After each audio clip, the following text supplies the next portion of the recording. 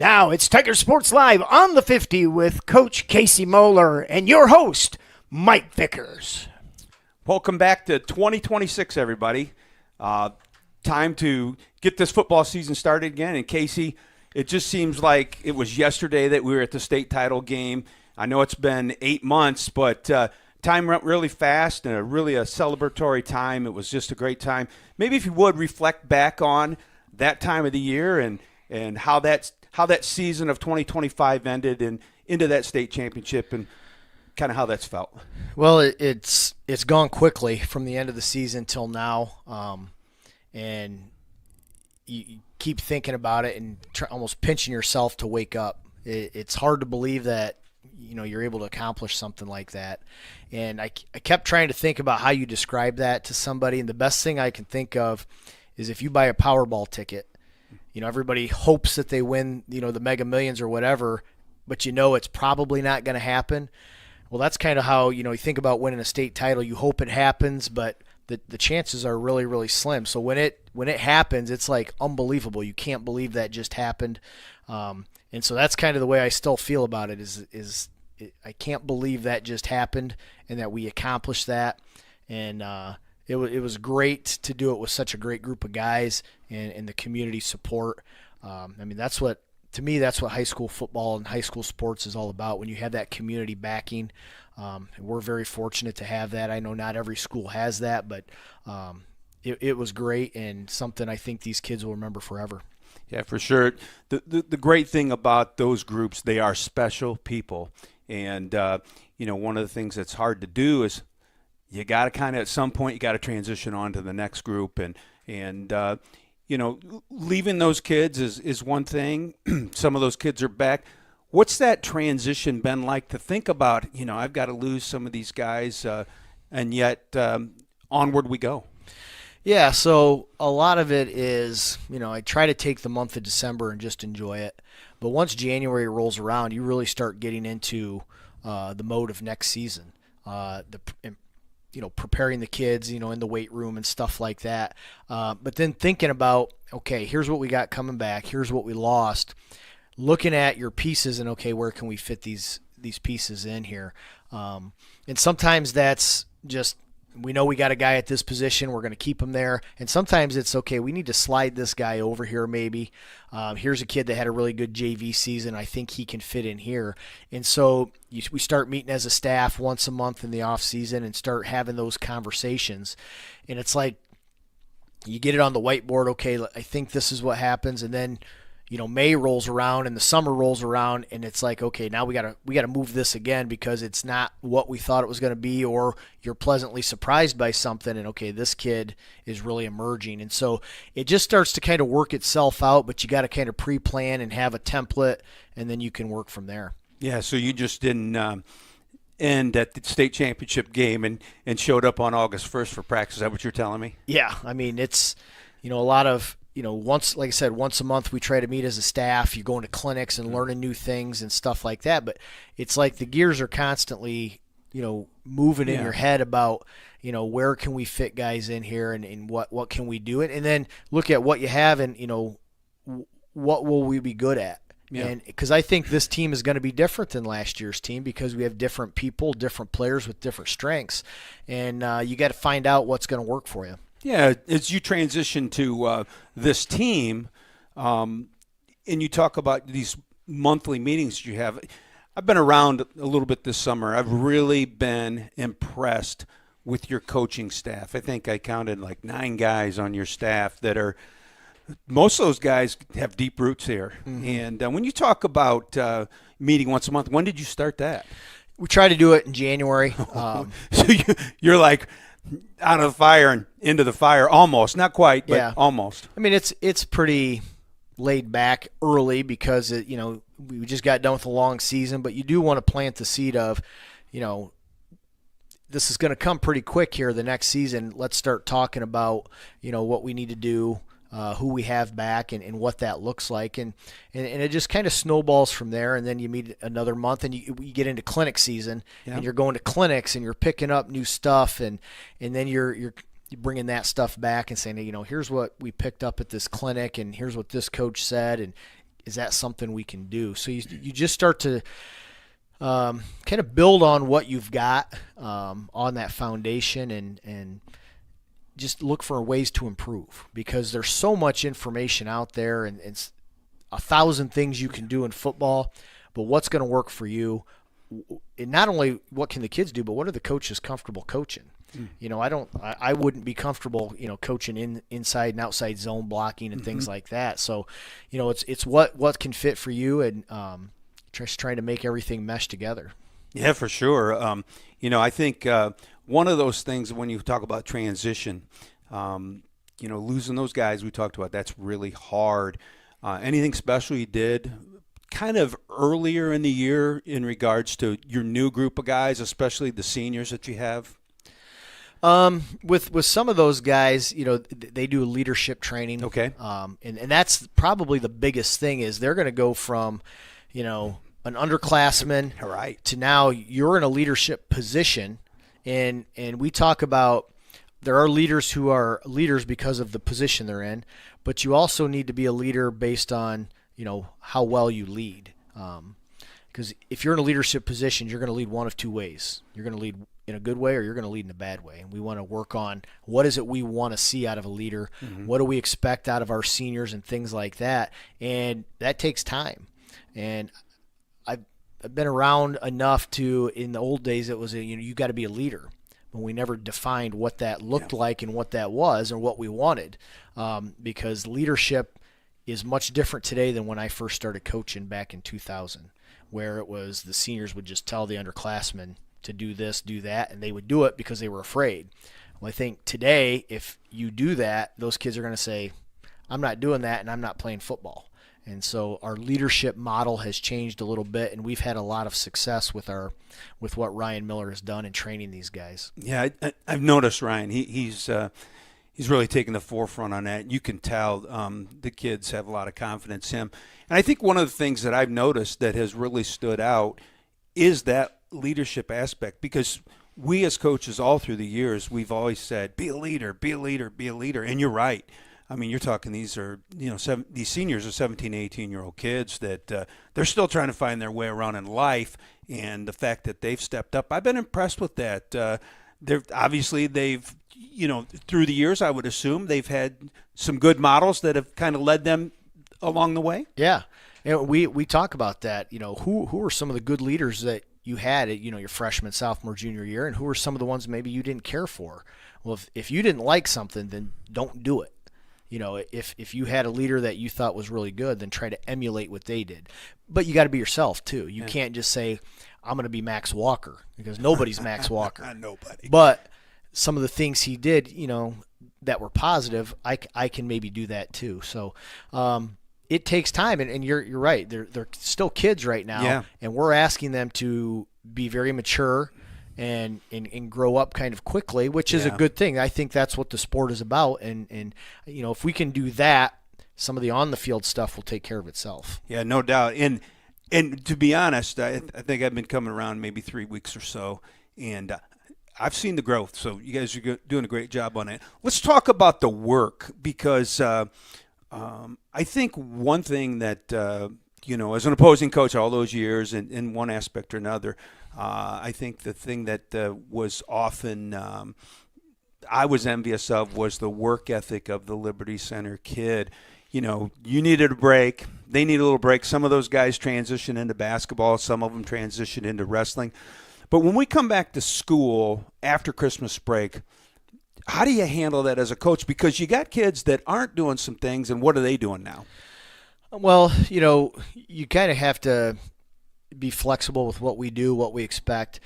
Guys in winter sports, we give an opportunity. If you want to get in the weight room, we're going to open it up. We do it in the morning, and it's not as an intense workout. It's a lot of the core lifts, working on just maintaining power and strength, and we get really good attendance at those. Mm-hmm. It's an hour before school, and I think it helps them with whatever sport they're in. And then guys that maybe aren't in a winter sport, they come after school and it's a little bit more intense. It's more it's a little bit longer workout and things like that, but they get after it 3 days a week. And then we kind of carry that over into the spring as well. If you're in a spring sport, we'll give you the opportunity 2 days a week in the morning, come in and get some work in. And if you're not in a spring sport, come after school and get after it. And we've had really good role models over the years that have shown what the benefits of that are. Right. There were years maybe when I first started as the head coach, in the mornings we'd be lucky if we got 10 guys. But those 10 guys worked and that was fine. And now we can get 20 to 30 in the morning before school. And then after school, if you're not doing something, we get 20 to 30 more there. And then the junior high kids get involved. And that's one of the keys is, get the junior high kids in there so when they get to high school, it's not new to them. Right. This is just what we do. Yeah. And that's kind of where we're at right now, that you get into 5th or 6th grade, you can start coming down to the weight room and again, they're not lifting heavy or anything, but they're down there. And that's the key, is get them down there, and make that part of their routine. And, it pays dividends later on. Yeah, no doubt. So I always consider that the off season. Now we transition to the preseason, and we're talking summer stuff, but we're really, now that's changed even a little bit of May, right? I mean, at some point you have a team meeting and those types of things, but I think camp season, doesn't it start kind of spring football almost a little bit? How are you handling that? So May 15th is the day you can start doing stuff. I think we started this year May 18th or something like that. And we try to do Monday nights, a little bit later, 7 o'clock. So, if you have stuff going on after school, it's like 2 hours, and we just start implementing basics of what we want to do. And then we'll do like a Monday night, and then if we'll do a Saturday as well, maybe in there. But if you're in a spring sport still, you can come, but you don't participate. Okay. You kind of watch, and we don't want to step on the toes of those athletes. And a lot of those at that time, baseball track is winding down. But if you're in the tournament or you're in track, you're moving on to districts and regionals. We don't want to have anything to do with you getting hurt at a football camp and you're going to state in track or something like that. So we've had a lot of athletes that did that, but it's a great time for those kids to kind of see things from a different perspective too. Okay. And we ask them to kind of coach up your position, especially if you're an older guy. And then they want to do stuff, and it's like, you got to wait till you're done, and we celebrate their success, that they're still participating. And then once we get into summer, it's one night a week, Monday nights. And I think a lot of schools are doing that. They call it Monday night football. I like it. And so we'll do that on Mondays, and then sprinkle in a few 7-on-7s here and there. But it's just slowly, here's a new play of the week, and we do that play that week, and then we add on to it the following week. And once August rolls around, we've got quite a bit implemented, and now we can start getting good at what we do. Yeah, I like it. There's still some freedom for the kids that they can enjoy their summer and whatnot. And, I'll be honest, if I was coaching as a head coach again, I might steal that idea, because what I did is I stacked so much at the end of July, and, it was really, really deep. The month of July was really deep, and I think in looking back on it, maybe it was a little too much. So then we get to the end of July, and this year, that's when I started coming around a little bit and watching things happening. And that last week is kind of you're still at the end of your preseason, but you're I guess end of your preseason, but you are getting ready to hit 2-a-days, but you got that camp, the more serious camp, that last week of July. Yeah, and that last week of July is important. It's not mandatory, but that's the one we encourage kids to get to, because it's your acclimation days. Correct. And if you miss an acclimation day, that sets you behind a day. So we had really good attendance. Most everybody was at those. Again, it's not a 2-a-day, but you're kind of ramping things up for 2-a-days. Yeah. So you were going 1 day a week. Now we're going to go 5 days. Yeah. A couple of hours. And then that springboards you into August, where you're going every day, 6 days a week, and those are 2-a-days and things like that. Yeah, I felt like what I saw was, one, like you said, acclimating your body, getting in shape. But beyond your body, there was that mental shift. You could see, like, I think the kids realize at this point, my summer is kind of over. Football is very important to me. I'm going to come in and I'm going to work on that. And the same way with the coaches. It gave you guys an opportunity to maybe work some fundamentals on those types of things. Absolutely. Yeah. And so then Saturday came, and that was the first day of two-a-days. And I came to that practice and watched. And,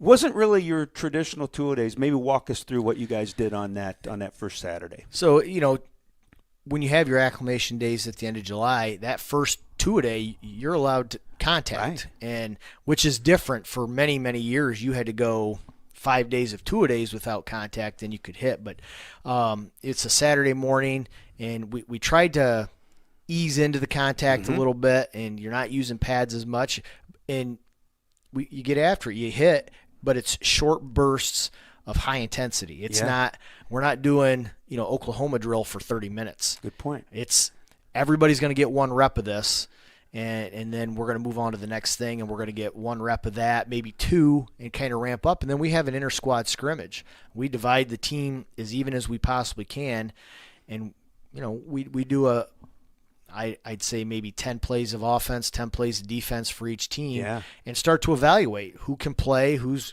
willing to be physical. And got it on film, right? Yeah, we got it on film, and we can start to evaluate. Yeah. And then that's a 3-hour practice, so it's not a two-a-day. Yeah. And then you get the weekend off, Saturday afternoon, all day Sunday, and then Monday we come back, and then it starts to be a grind. Yeah, it was kind of funny because I was there and I was watching. I wasn't watching you so much, a little bit, but I was watching the assistant coaches and work, and there was a little nervousness there because now this team that's really infancy still, they're starting to walk, and I thought leading into that, and maybe Monday and Tuesday of next week, I thought, this isn't really what I expected. It's all the pieces aren't quite coming together yet. And I'm talking to the assistant coaches. They were a little nervous. You didn't seem quite as nervous. You're always nervous. Yeah. But you can't hit the panic button, especially early on. I guess being around long enough, it's not going to look pretty early. Nope. So if you know that, you don't have to get all worked up. Now, it's still you still get worked up like, oh my gosh, this looks terrible, especially when you look at how we ended the season, where we were playing really well, executing, and now at the beginning you lose some of that. You got to start all over. Can't help. Yeah, and I've said that the hardest thing of being a football coach is ending that season, not because the season's over and your routine and all that changes. It's just because that team dies, and no matter if almost every kid came back the next year, you got to start over. Yeah. It's a newborn baby all over, and that's what you were kind of fighting through. Yeah, you got to learn to walk again. Yeah, you do. All the fundamentals that at the end of the season we were really good at, you start over from scratch, and you gotta train the body to do it the right way again. Yeah. And so you get frustrated with that because it's a slow process. Yeah, I had friends that knew I was coming around, and they were like, "What's it like? What's going on over there?" Because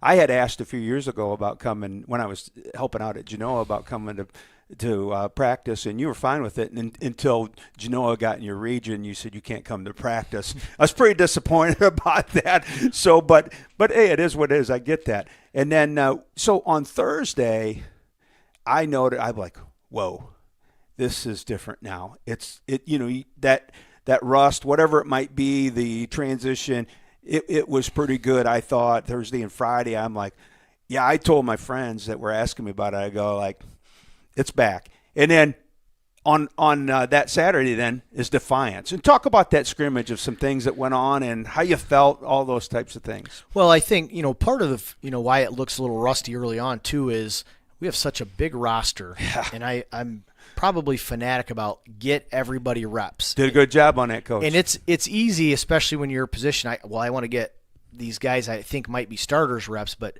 I want everybody to get reps so that they can learn. And then as we get closer to the season, those reps start to skew towards the guys who are going to play on Friday night.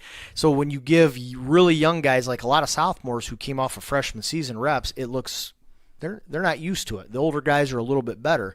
And then you get into like the Defiance scrimmage, and you kind of start to separate, okay, these are the younger Yeah. guys. The older guys, okay, they look a little bit better than Yeah. when you intermix them. It's a little sloppy. But my philosophy going into scrimmages is here's what I want to see. Here's what I want to work on. I'm not trying to win this scrimmage. Yeah. We're going to execute this play. Even if it doesn't look good, like their defense is geared to stop that, we're going to run it because I want to see it. I want us to execute those plays against the worst possible scenario we can have. And I thought we did a good job with that. And then I thought you did a great job. Well, you know what I liked about that? You gave me a script, and so I could follow along and watch. And you didn't veer from it. No, So it was great. People don't always like that just because Yeah. you want to see something. Well, Yeah. hey, this play, you see a play and it's like, okay, Yeah. that play's there. And 100%. it's like, yeah, I get that. And game time, we'll use this play to set up that play, but I want to see this other one now. Yeah. We gotta execute our fundamental bread and butter plays and mix things up and get stuff on film. And really, it's not always I want to see it work. It's where do we have to get better? Yeah. What do we need to do on these particular plays to be as good as we can possibly be? And for fans and parents, it's like they probably are looking at it from a different perspective. But for me, I want to know. I want to be exposed. I want to know what we have to do to get better. Yeah, I thought you did a good job of that, and then the coaches analyzed that, and you saw those types of things.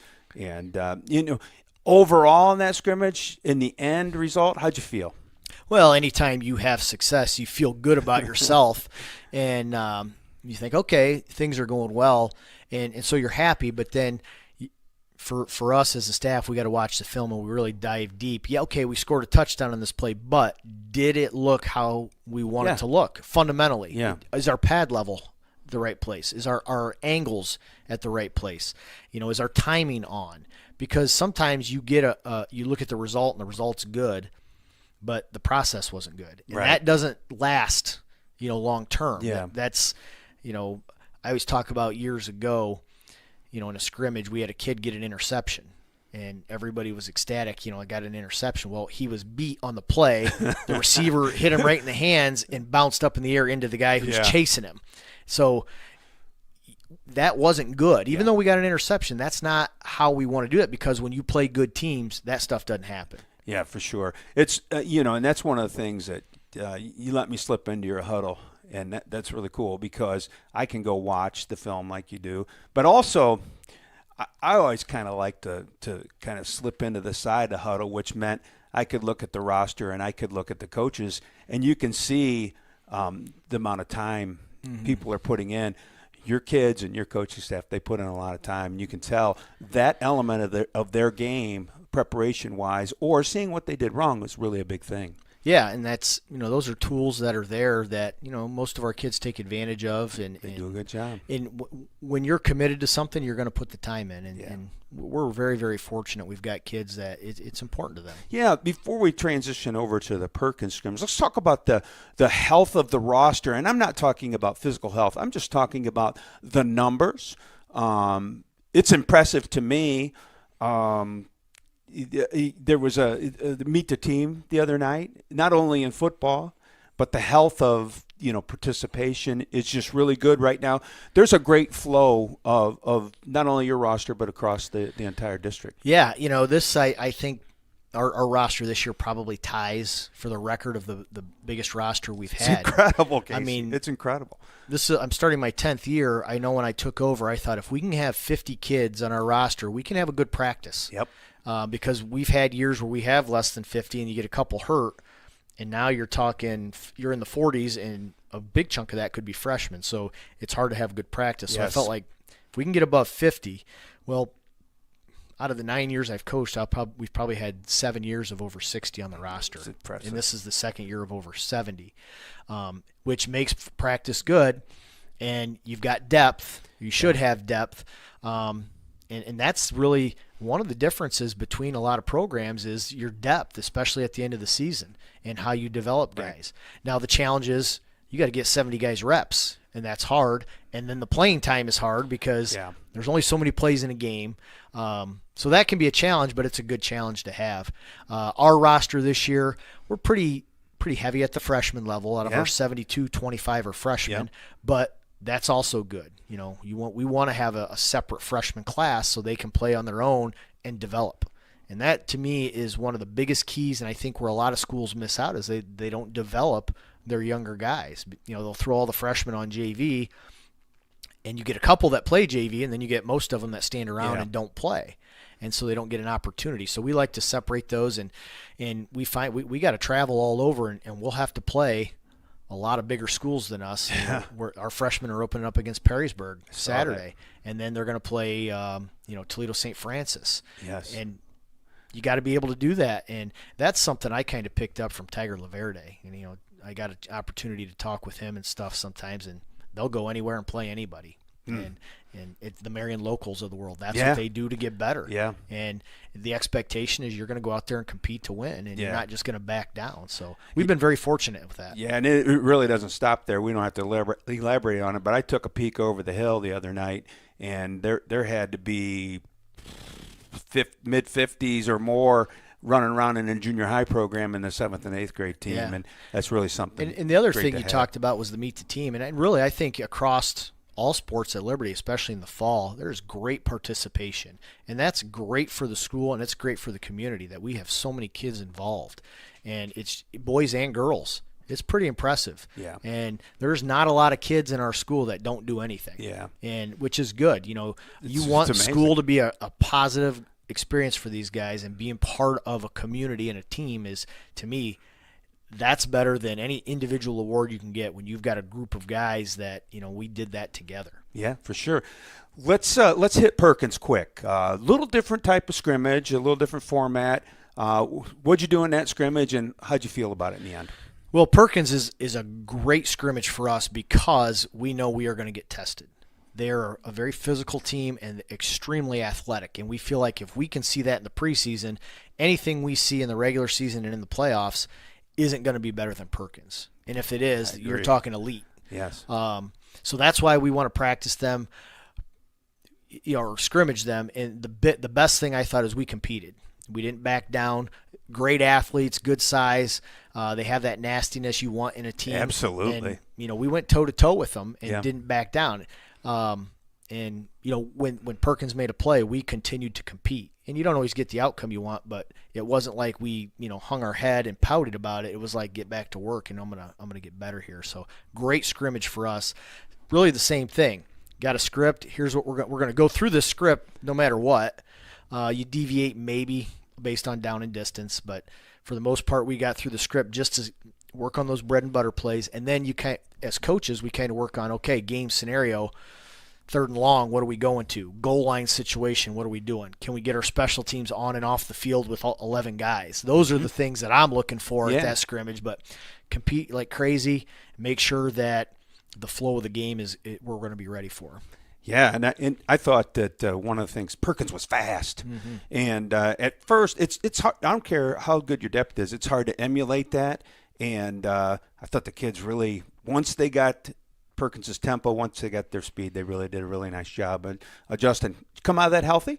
Yeah. That scrimmage was good. It was physical, but we did come out healthy, and hopefully that carries on throughout the rest of the season. Yeah. Well, let's start to wrap this up, and let's talk about this week's opponent, the Tinora Rams.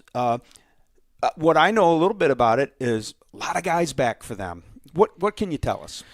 Well, just that they're very experienced. They were very young last year, and the beginning of their schedule is brutal. It is. They played us, Archibald, Otsego, which are 3 really good programs, and so they started out slow with a young team, but they got better and better, and now all those guys are back. I think 9 guys back that started at some point on defense, and probably 7 or 8 on offense, if not more. Yeah. Returning quarterback who's really good. Yeah. Gets rid of the ball quickly, moves really well, makes really good decisions. And then their receiving core is very, very good. Number 11, the Lieb kid, is a really, really good athlete. He'll be their best football player, offense and defense. So he's one we got to contend with. And then they got some young guys that are very quick. They're going to have, I think, a freshman running back who is going to move really well. He's very quick and slippery. So we're going to have to really be fundamentally sound tackling. And up front, they like to be physical. And I really like their defensive tackles. Yeah. They're pretty good. The middle linebacker is very good. So and we didn't run the ball great last year against them. We looked kind of slow. So that's been an emphasis that we want to really, improve on that, because that'll set up our passing and things like that. And then defensively, we gotta make sure we don't give up big plays and we get off the field on third down. Yeah, I know there's been a lot of emphasis of even that for them, get off on third down. That was a bugaboo for them defensively last year. I think they've got, like you said, maybe 9 guys coming back, and it seems like there's a lot of hunger. They're going to be a little bit more mature than they were a year ago. And how overall did their scrimmages go? Who did they scrimmage? They scrimmaged Fostoria, okay, and there was another team there, and I'm not sure who that was. And then they scrimmaged Elmwood. Okay, and I was able to go to the Elmwood scrimmage and watch. Okay, they were quick and had some big explosive plays, which is very concerning. Because that's one thing most people don't talk about. But if you can prevent a team from having big plays, it's much harder for them to score. So that'll be an emphasis for us. But they did a good job of creating explosives, and they didn't give up many. And, Elmwood did not run the ball on them at all very much and struggled to pass it. So you can see their defense is really, really sound all across the board. For sure. So, it's time to get this 2026 season off to a good start. Really enjoyed coaching or talking football with you this week. And how about we do it again next week? Sounds good. Hopefully, we're on the right end of this thing this week. But it's exciting to be back, and this is – if you ask a football coach or anybody who's a football junkie, this is the best time of the year. Good luck this week, Coach. Thank you.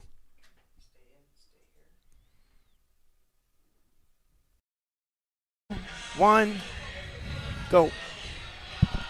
Good evening, football fans. Yes, believe it or not, 8 months have transpired, and it is football season here in Liberty Center once again. Boy, you gotta love it. We've been blessed to be able to be up here and share the game with you.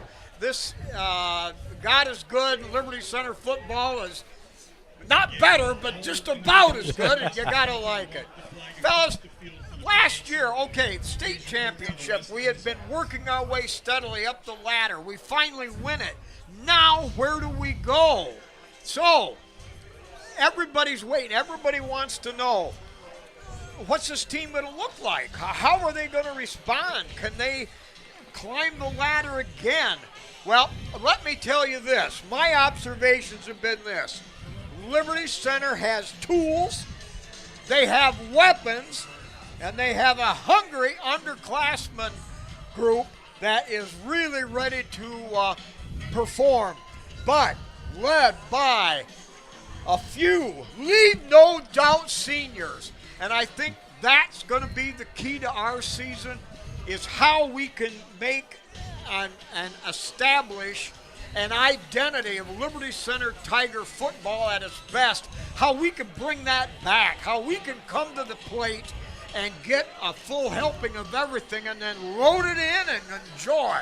So this is going to be a deal where we don't have the yell guys that we had before. We've got Gary, who will speak his voice, but he is not a Max Walker.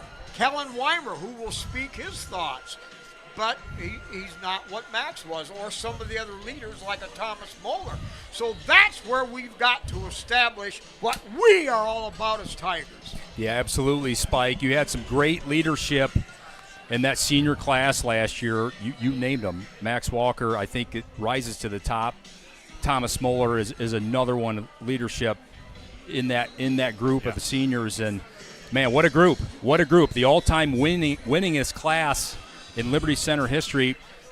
They are gone. They were great. We will talk about them forever, but here we are, the 26th season, and this group is loaded with talent, top-end talent in the senior class. We got talent all over the skill positions, and we do bring a lot of players back on this football team. And we're going against the Tinora team here for the last time in 35 years. It's a 35 years, yeah. rivalry. Jesse just brought that to my attention here before the broadcast here, and this is the last one of that group. And this is a Tinora team, Jess, that brings a lot of talent. They bring up 17 starters back from their team last year. All kinds of talent on offense, 2 big-time linebackers on defense. When I watch their offense on film, they got multiple receivers, they got tight ends, they got a couple running backs and a quarterback. Talk to us about their offense and what you like and how you think they'll look to attack this Liberty Center defense tonight. They got a quarterback who's played a lot of reps of varsity football coming back this year. Watching him in warm-ups, I don't think he missed the pass. Now, I know it's different warm-ups in a game, but he throws a very good ball. And they bring back some receivers. They got a freshman running back coming in, Davion Cooper, 5'10", 180 pounds. He's a guy that if he gets loose, Jigs, he's gone. As skilled as we are and as fast as we are in the backfield, if he gets loose, I mean, he's probably going to take this to the house. Another running back, Wayne Cooper, Rapogo coming. Like another kid that plays hard, does all the things right that you want from the running back. And then the player I like, and you'll hear his name more on defense probably, is Josh Lieb. But he's kind of the heart and soul of the team, offensively and defensively. He had, I believe, 13 tackles last year in the game. Yeah, and a pick. And a pick. I mean, he was all over the place. He's their playmaker on both sides, really. He can make a play on offense for you. You know, and then Owen Reynolds, again, last year caught a couple balls on us, did a nice job. They were a team last year that, if you remember early, competed pretty well early. Yep. Had a couple drives that just kind of stalled out, with the quick pass game. And that's the thing, Liberty Center, you get inside the 20, they're just so good. It's hard.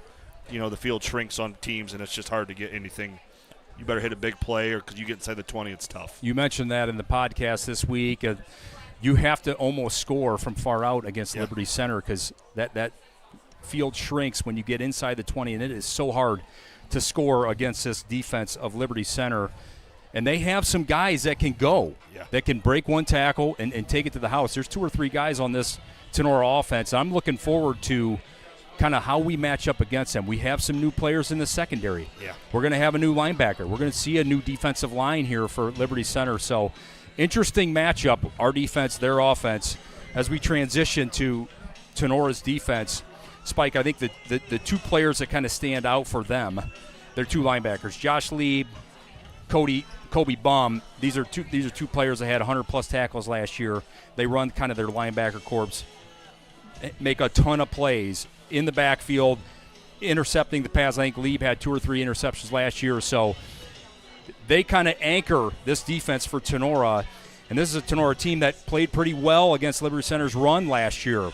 What are you expecting for Tinora here tonight on defense against this Liberty Center offense, who's kind of inexperienced on the offensive line and at quarterback here tonight? Defense last year was definitely their weakest link.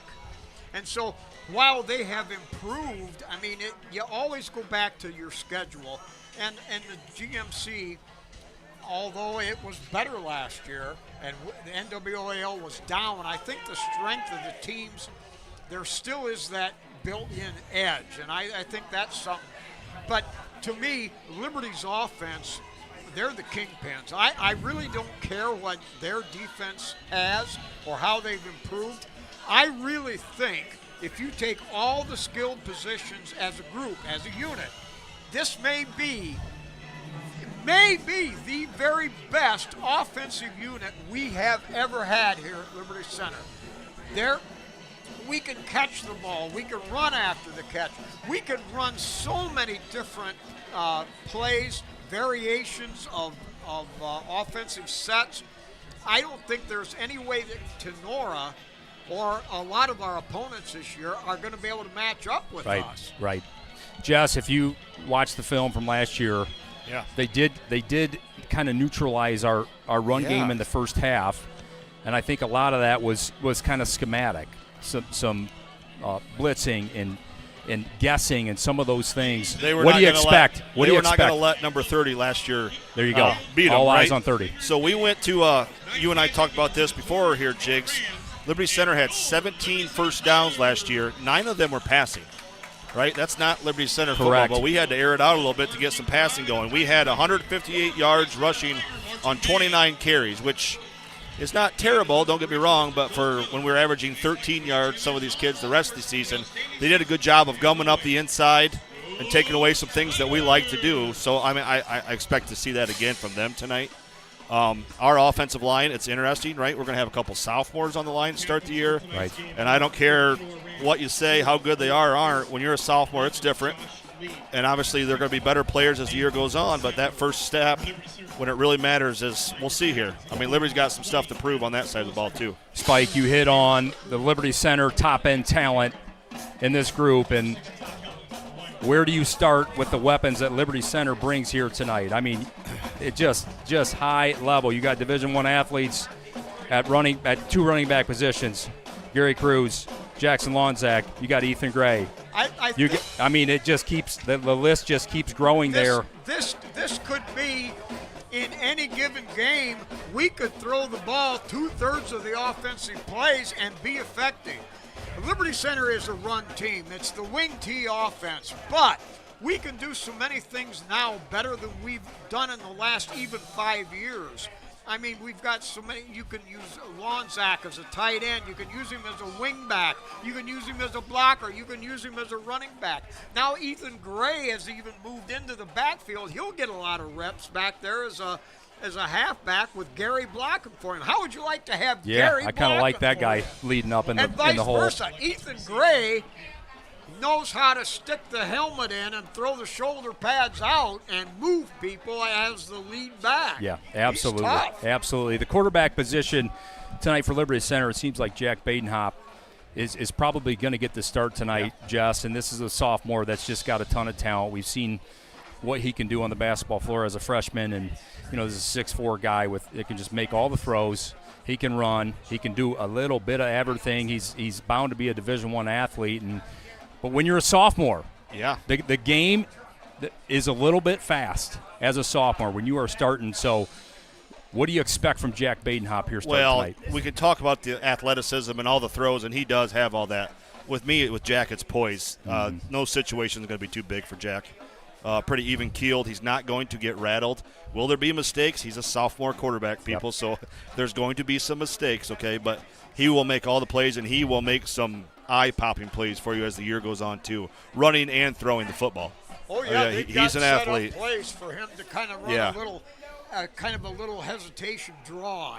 There'll be plays set up for Saw him. that play against Defiance, Spike, where Jack kind of put it in, hurdled a guy, pulled away from 2 or 3 defenders, and he is gone. Yeah. So that is an element to the quarterback room that, we haven't had necessarily the last couple of years. We've had some great throwers of the football, but that ability to stress the defense with the legs from the quarterback position, I think is going to be a huge plus for Liberty Center as we get into this season. The offensive line is one that we're kind of going to be interested in watching here tonight. You obviously bring back Kellen Weimer, the left tackle that is bound for Ohio State, and he is a top 100 recruit in the nation. So high level, right? You bring back Fitzenreiter at the guard, who played really well late in the year, but those other 3 spots are somewhat new. What do you expect? What do I expect is if there is any struggles, I expect Henry and Kellen to be on the left side. You're going to see a lot of run left, I believe, is what you're going to see that. if things don't happen. But you're going to have Jack Ward, who is ready for this, okay? Tate Parasini's getting his chance. And a lot of times you see it, their senior year, it just clicks. And we're hoping that's what happens with Tate right now, is it just clicks. And they're going to have Mason Talent and Easton Flory playing some guards, 2 guys that are more than capable of doing it. Again, Mason is senior. That's going to get his chance a little bit tonight. Let's go, right? It's your chance. Take advantage, and here we go. And just as let me add a caveat to that, this is pretty basic stuff. But if you look back at the last 2 or 3 years, the last 5 years actually, we have been able to play so many of the underclassmen, the so-called second unit. These guys have seen the field a lot. And we've played 3 straight 16-game seasons and a couple of 15-game seasons. That's right. I mean, these guys have gained so much experience. You may panhandle our opponent, whoever it might be, that particular night, and they're playing some sophomores and juniors, but those sophomores and juniors aren't going to have the total experience that our 10th Correct. and 11th That's right. graders will. Yep. Transition to Liberty Center defense tonight. You get the 2 linebackers back, Gary Cruz and Jackson Lonzak. It's a good start. Baxter Barrett tore his ACL in practice a couple weeks ago. He's going to be out. Not sure how long, but certainly terrible for Baxter. We hate to hear it. Absolutely. That's a guy that was just bound to have a huge senior season. But you start with those two linebackers. You're filling your middle. Yep. You're filling your sniper positions. You return your corners and your deep safety.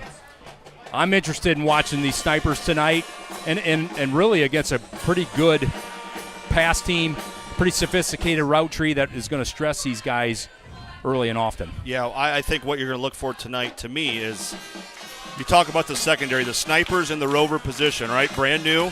The corners, I think, you know what you have in the corners. What you might see and what people don't know that kind of aren't in the know is Thomas Muller was kind of the coach out there, right? Yep.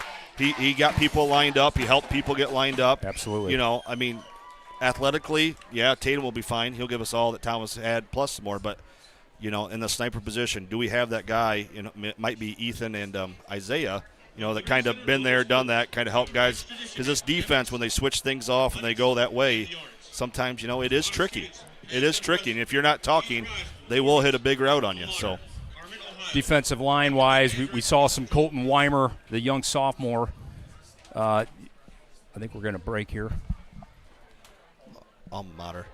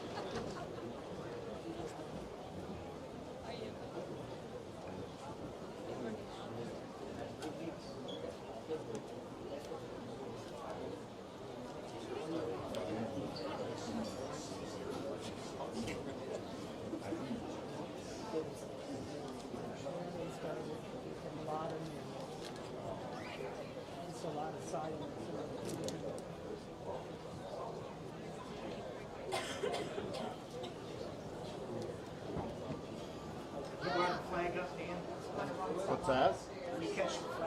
Yeah, I'm going to, yeah. We're still getting it hooked up. All the rust should be off. You broke all the rust off yesterday. Cole told me not to listen to you, I thought.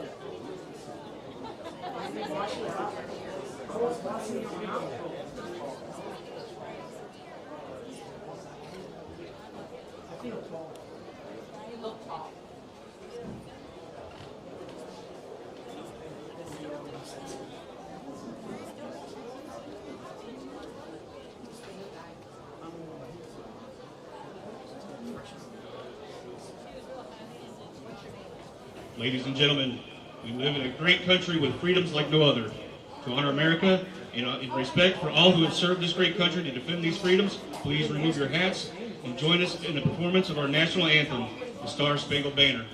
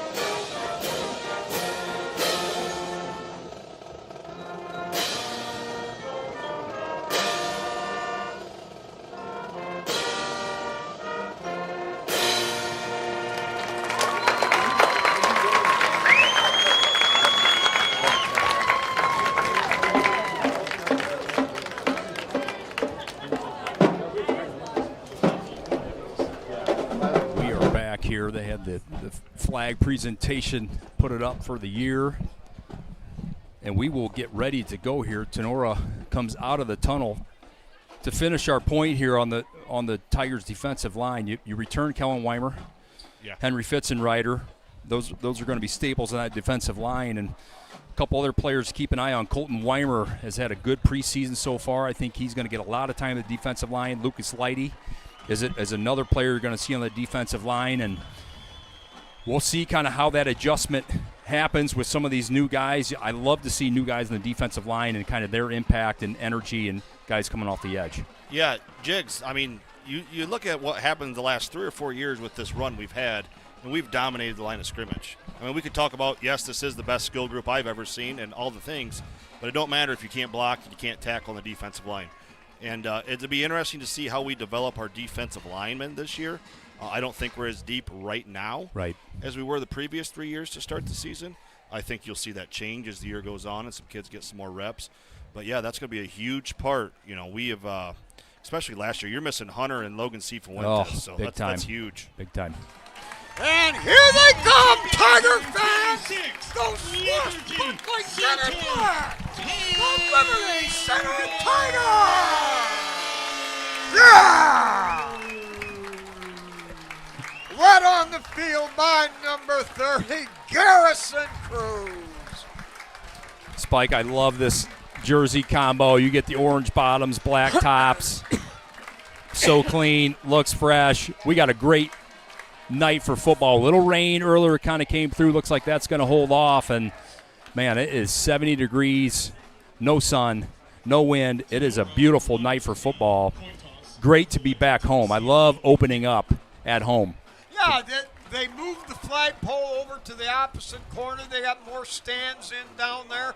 And, of course, we have the best home field advantage anywhere in Northwest Ohio. Down here in the pit, the black hole, nobody wants to come here. Now, People aren't afraid of us, though. They're going to come after us. I remember Rex Lindgren back in the 97, 98 era, and he said when they were getting ready to go for the championship game, he says, I don't care. We could play Cincinnati Moeller. It don't matter to me. We'll play anybody. Well, the thing that other teams that we as Liberty Center Tiger fans have to remember, they don't have to beat us 10 times in a row.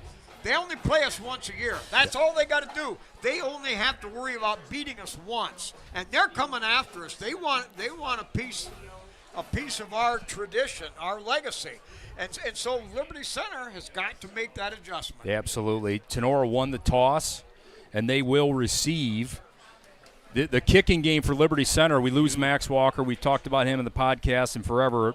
His kicking ability to pin teams inside the 20-yard line was just unbelievable. I mean, he did it probably 80 to 90% of the time, and we're going to get a new kicker tonight. Max Perry's going to be kicking.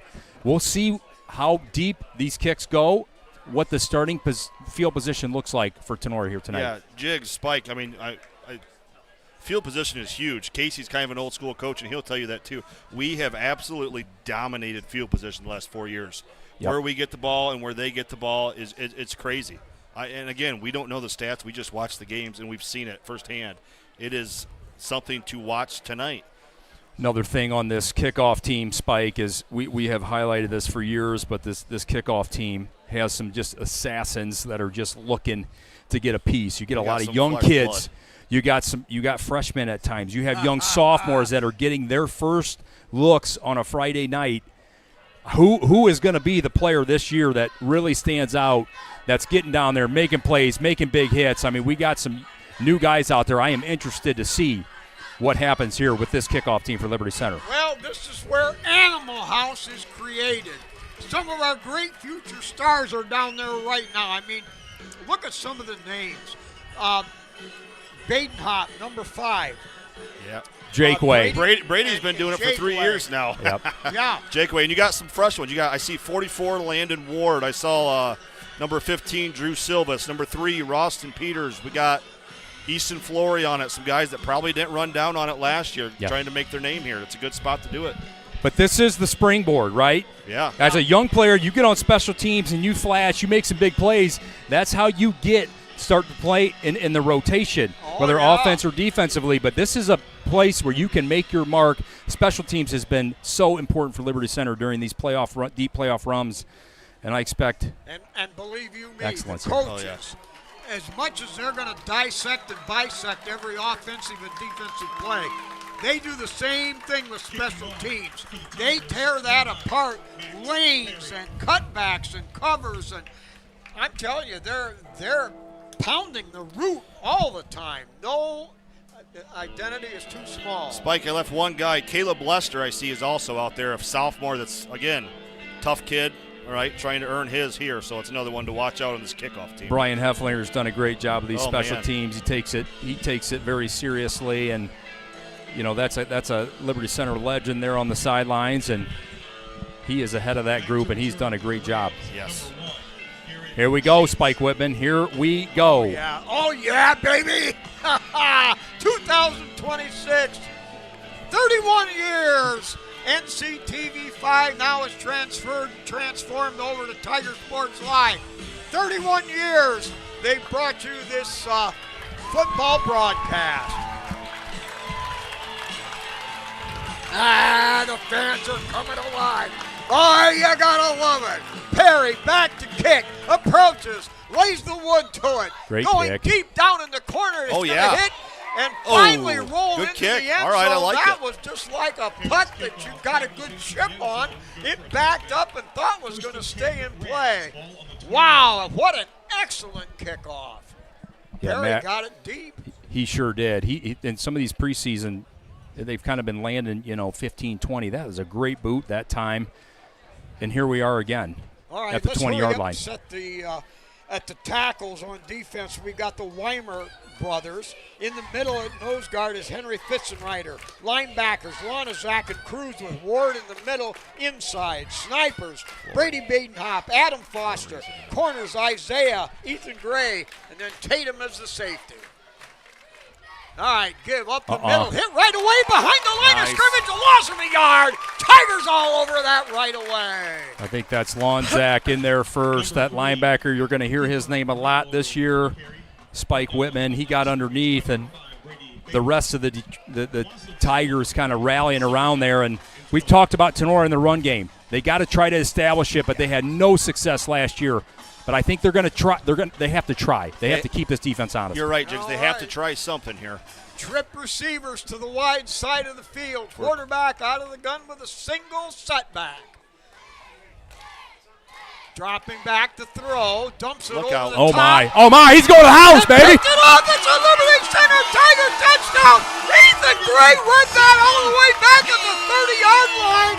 His eyes were big as saucers, but so were his mitts. He grabbed the ball, no doubt about it, and the Tigers are on the board in the first 44 seconds of the ball game. What a great read that time by Ethan Gray. Setting up a little screen. He just lofted that ball up too much. Ethan was all over it, jumped it, ran the route for the receiver to the house. That guy's going to be making plays all year. Yeah, looks like we were in a zone coverage there to go make that play, and Ethan just read it. Snapper. Let's get the long snap. Billy Kruger. All right, Kruger, and kick is up. It's good. That one snuck over the crossbar. Billy snapping and Levi Howe holding. Spike. Yeah, Howe holding, and Perry kick is good. Well, we don't want to see those all the time like that, but that baby had enough impetus. It just climbed over the top. Looked like they got a little tip there, but enough mustard there for Max Perry to still get in there. Man, what a start for Liberty Center. Are you kidding me? In this game, the last 3 years, we have scored on the first play of the game, right? Or is it 3 or 4? It's 3. Okay. Chambers, Rentz, and Lonizak. So the last 3 years, we've scored on the first play of the game, and then you have a pick 6. That one took 2 plays. Oh, that did take 2, but it was defense. So right. we still got to go on offense. We We still got to go on offense. Correct. But Hey, you know what? You're the kickoff team. Man, oh man, the drool's flowing. I mean, the muster is up, and they get to go back right out there right away again to do it again and go down and hit somebody. Man, what a start for this defense. They turned people over and turned it into points so much last year, and looks like they're going to take over right where they left off. What a bad start for Tinora, Jigs. What you can't do against Liberty is turn it over. Can't do it. Back at the 8-yard line, kick is short, wobbles down to the sideline, and it'll go out of bounds down around the 10-yard line. So Tinora, I assume they get it out of what, the 35? 35, I believe. 35. So your Tinora, the first run play stuffed, do a little screen pass, obviously pick 6 there. You wonder if they come back with just some quick routes, right? Get the ball out, get some curl action, find a positive play to build some momentum for this offense. But boy, this Tiger defense ready to go here. That's deflating if you're Tinora too. You come in second play and you get that. Let's see if they can stay with it here though. Tigers show a 3-man front with 8 men in the backfield. They're really playing an umbrella defense. Dropping back to throw. Hard over the middle. That's caught. Up at the 40-yard line. It'll be a gain of about 6 on the play, 7. There's Josh Lee, but that's going to be their number 1 target.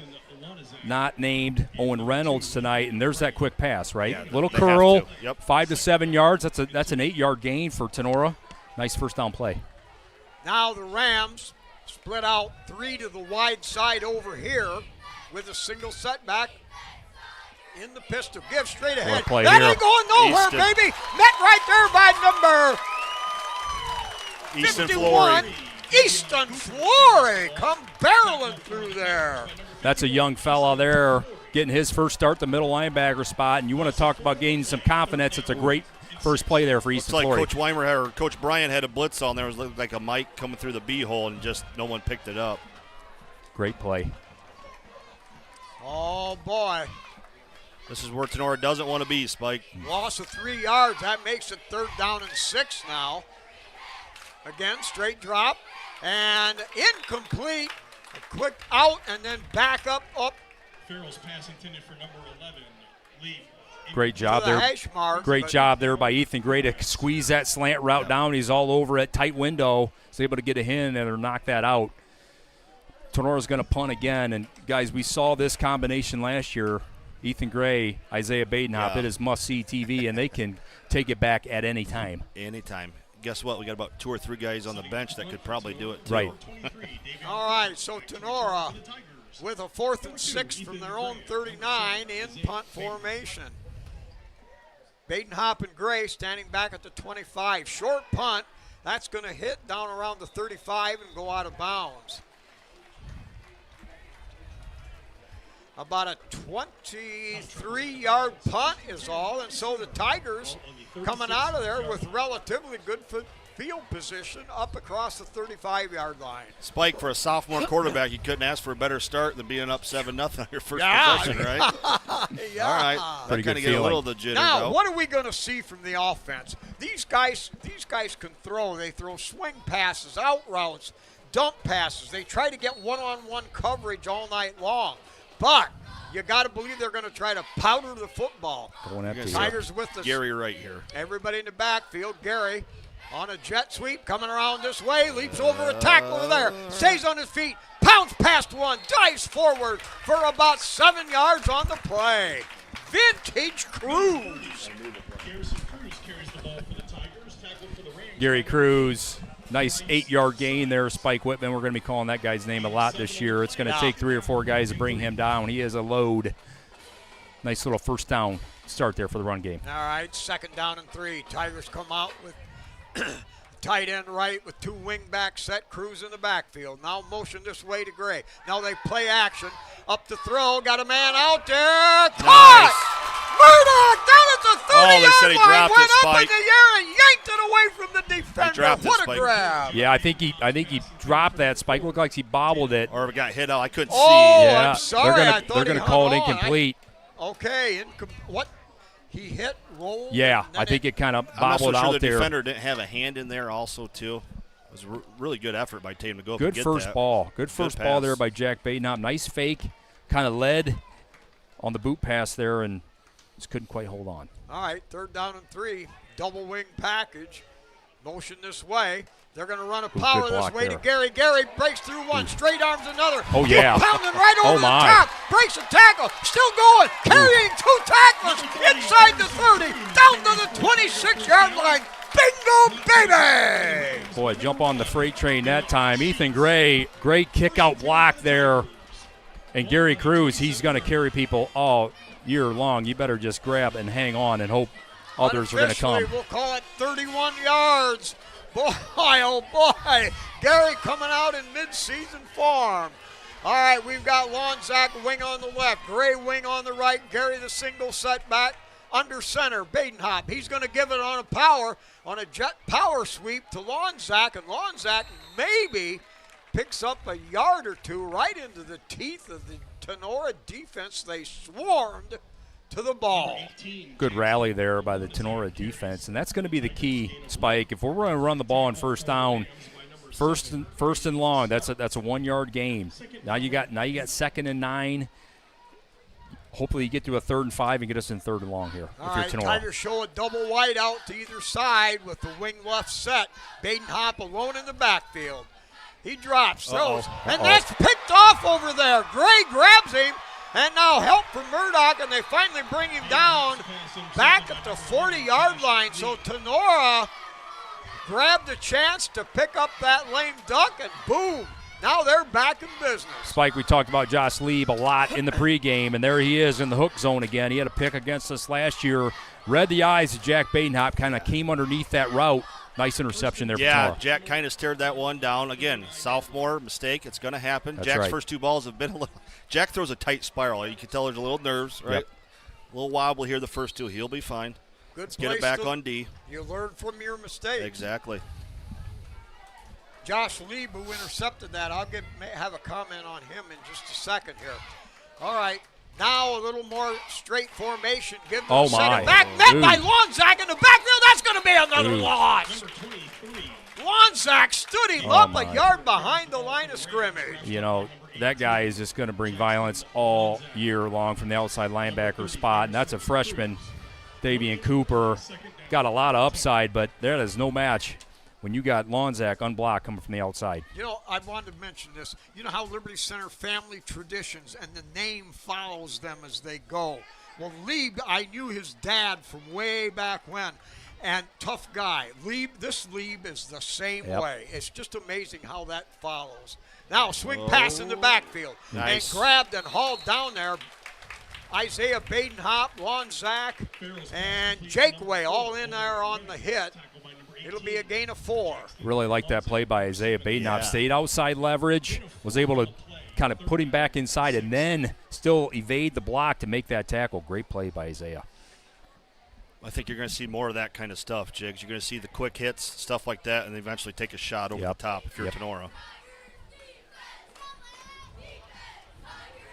Owen Reynolds, number 4, 13 touchdowns last year or so. Quarterback all by himself in the empty backfield. High snap, pulls it in, has time, now rolls to his left. In trouble, has to dump it over the middle. Excellent job by Isaiah Badenhop to stay with his man and stick that meat hook in there and knock it away. Great play by Easton Flory to put pressure on Reynolds that time, made him rush that thing, and you're right, Spike. Isaiah Badenhop again, getting his hand in there. All right, he earned a good defensive play. Now he's got a chance to get a return. We'll see what happens here. Not a great punt from Tinora on the first time here. We got him at what? Sitting about 35 yards, so we'll see if those returners kind of come in a little bit. Freshman Davian Cooper back punting. All right, so 4th and 6 from their own 43. Spangler, Landon Ward about got a hand Liner. on it. That's going to take a hit, bounce sideways. Easton, get out of the way. What are you doing? Or outside the 30-yard line, roll dead there. Tigers will take air. over now, outside the 30-yard line. 6:20 left here in this first quarter. Tigers on top, 7-0. See what this offense comes back with there, Spike. A couple good throws by Jack Badenhop. And, you know, I played a little bit of quarterback as a sophomore, and I'm telling you, the game is moving fast as a sophomore. I don't care who you are. And I don't know how many JV reps he got last year. He did a lot of freshman football. He got some JV, right? But all right, Tigers shift. Lonzak, Murdoch go over to the far side. Double setback, gives it to Gary right away, breaks through the cordon, now splits off one, carries another one, still pounding his way up across the 45-yard line. Gain of 12 yards and a Tiger first down. That's good to see that inside run. Center, guard, so important inside there. Big hole for Gary to get into the secondary. Yeah, out there behind Kellen Weimer and Fitzenreiter. Wow. The precision of our offensive line, our downfield blocking, mastered by nobody has it like we do. All right, wing right set.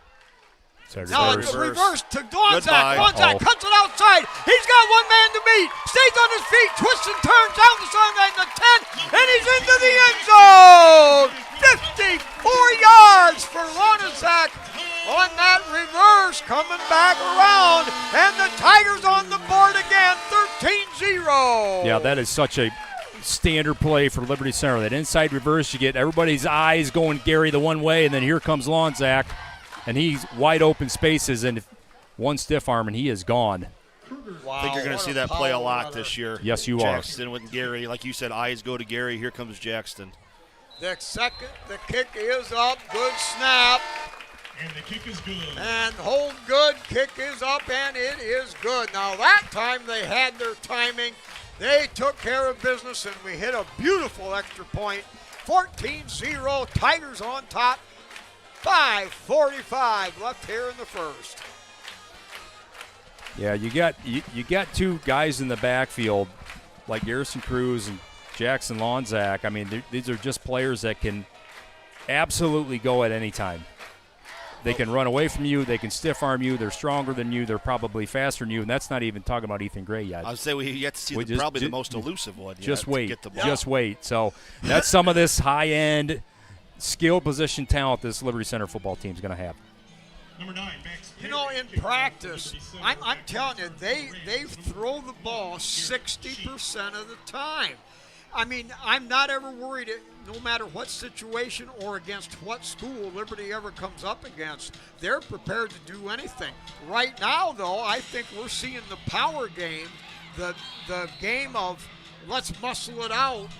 I think it's going to take its hold here first. We'll work on that other stuff later. Now bobbled look around out. at the 25, hit and slowed down, and a whole host of Tiger tacklers banging him right there. A team tackle on that baby. A little pooch kick there. Was that Naraki getting out from the Yeah. bottom of that, I think? 24 and Drew Silva as well. Easton again.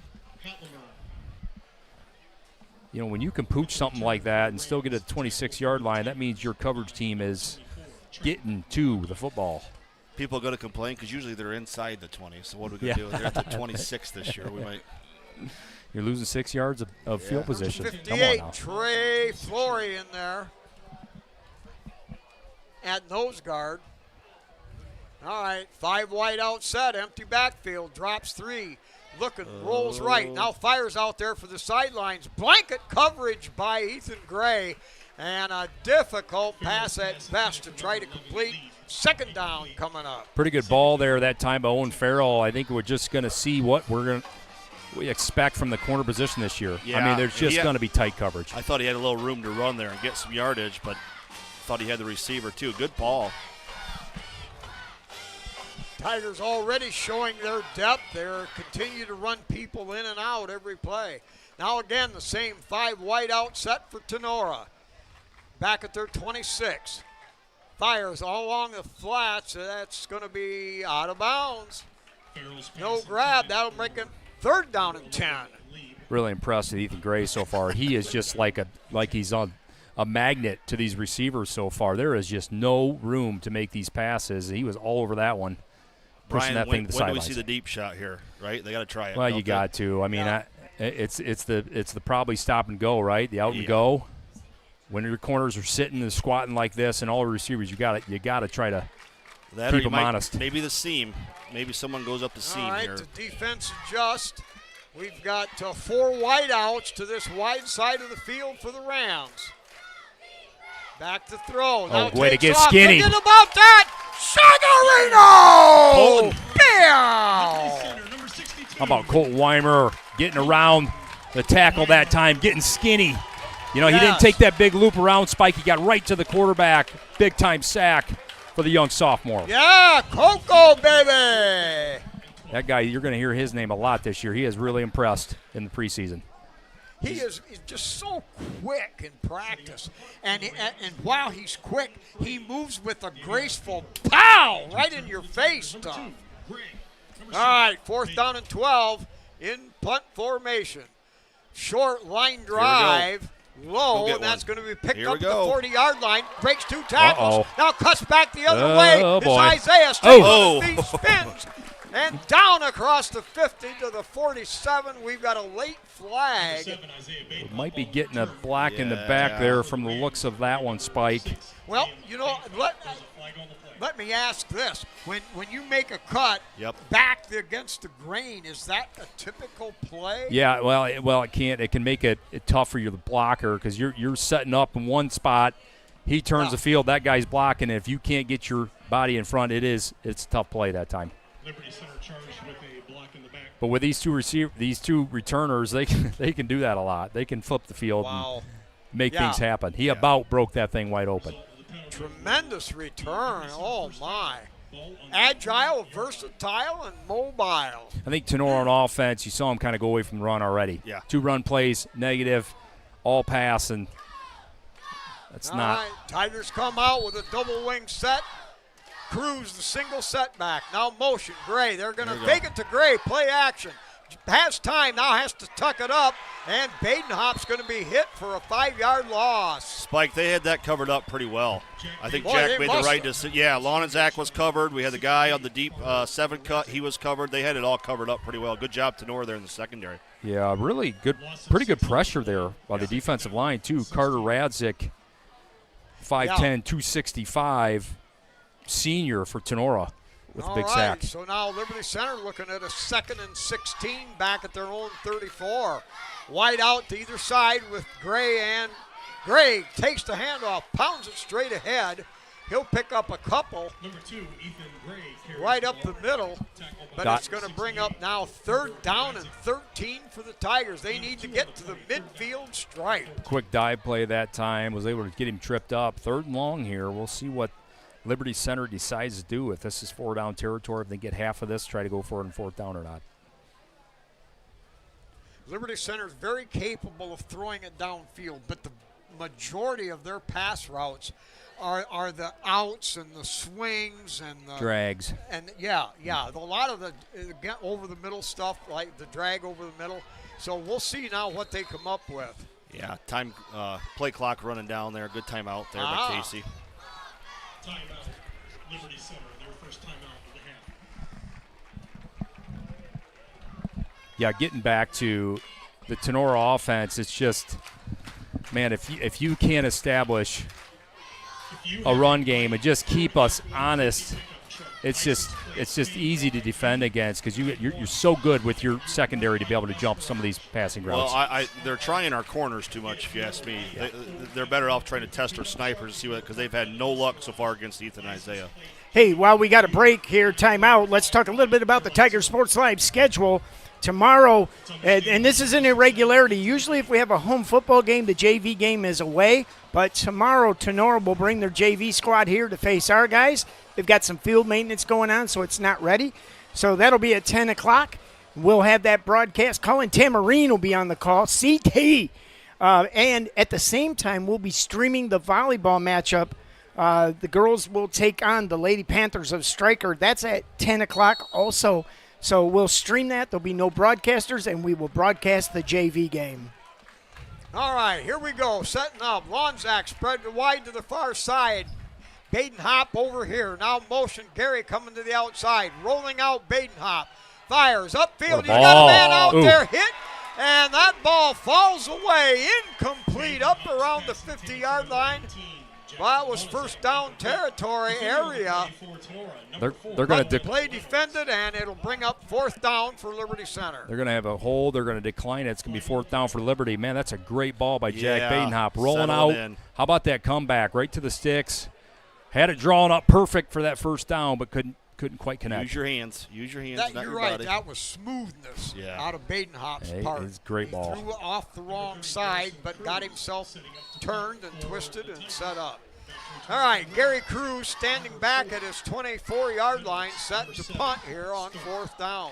Got Brady Badenhop long snap in the punts here, Spike. Okay. All right. Got time. All right. Low line drive. That's going to hit it to 32. It's going to take a great bounce roll back there. And nice a good play. open field tackle by Brady Badenhop. Yeah, took him out right at the ankles. Snapping it, getting down first, making a big tackle, Brady Badenhop. You're going to be calling that guy's name a lot this year. He showed big-time flashes last year in his limited time, but that's a senior that's going to be playing a lot of that sniper position this year. Brady is a great open field tackler. Always has been. So what do you think, Jess? We're gonna stress down the field here, run some seams? They got to try to get something up the seam, I think. Isaiah and Ethan have this on lockdown right now. Maybe a back out, something, out and up, something. Cooper out of the backfield here. And off that right side. A little bit of running room and pounds forward for about 4 on the play. That'll bring up 2nd down and 6. I think that's part of the reason why you just can't give up on the run. Correct. You still got to try it. Even if it's a positive play, you can break one like that, and then it opens up some of these passing lanes then for your offense. And Davian Cooper, if he makes one more miss there, he can absolutely go to the house. We have seen that in some of the preseason games. Good blocking by Tenora's right side there to open up a hole for him. All right, Tigers show 5 men up on the line of scrimmage. They're going to run pitch sweep this way. My. Hit the backfield. Pow! Lost his helmet. Lonzak laid the lumber to him. Pow! Wow. Lonzak, a human dynamo. Well, I hope he's okay. A runaway locomotive. Lonzak, when you just look at his explosiveness and his build, and when he hits somebody, he brings all of it. That was an absolute explosion. Hopefully he is yeah, okay. You never want to see and the other thing is that's a senior, right? That is a senior that is Against 225 pounds against a freshman. That's Yeah. not a great matchup. So hopefully we. Hey, while we got an injury timeout, I got nothing. Let's run our sponsors here real quick. We've got some new ones, and we've got some old faithful ones here. This 2026 Tiger Sports Live broadcast is brought to you by KK Collision, Meyer Badenhop Insurance, Affinity IT Group, Pisanello's Pizza, Ohio Asphalt Paving, Swanton Welding, Davis Farm Services, Holgate Metal Fab, Gerald Grain, and Mason Hill Construction.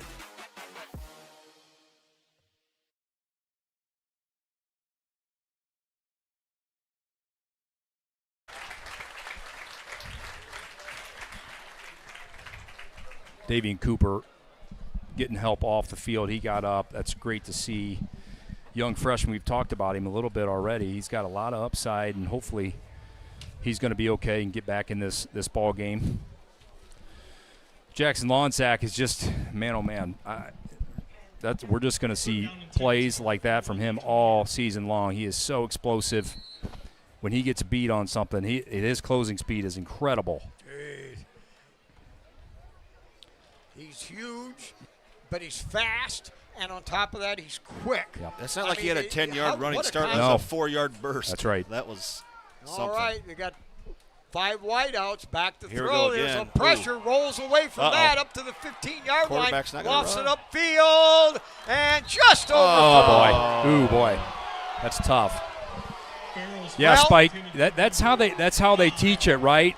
We teach our corners not to look back. Correct. You play the hands, you play the ball. There was no contact there. Not a great call, but that's exactly what Isaiah was supposed to do right there. Made a great play on it, but we got the flag. Little What did hand they- fighting, what but I did don't they know if that was. Obviously pass interference, but what actually did he do? I mean, there was contact with the hands a little bit. I don't know if it was enough for me to get a call, but I guess that's what he's doing. It was probably when the receiver, I guess, turned around. He showed his front, and maybe they thought there was a little bit more contact. I think the ref kind of had a tough angle, so we're going to get it. Let's put it this way. On Sunday afternoon, that never would have been called pass interference.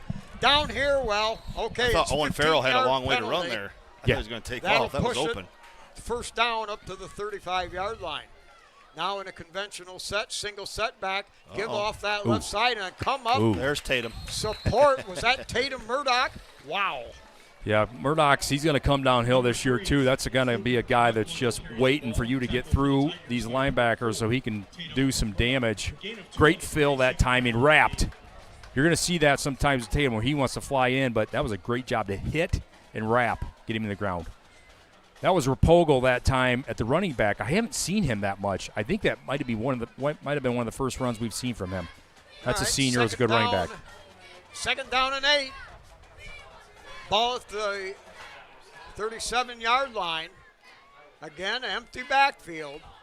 High snap, in trouble, He hit ain't by getting away from Lonzak, that. throws him down.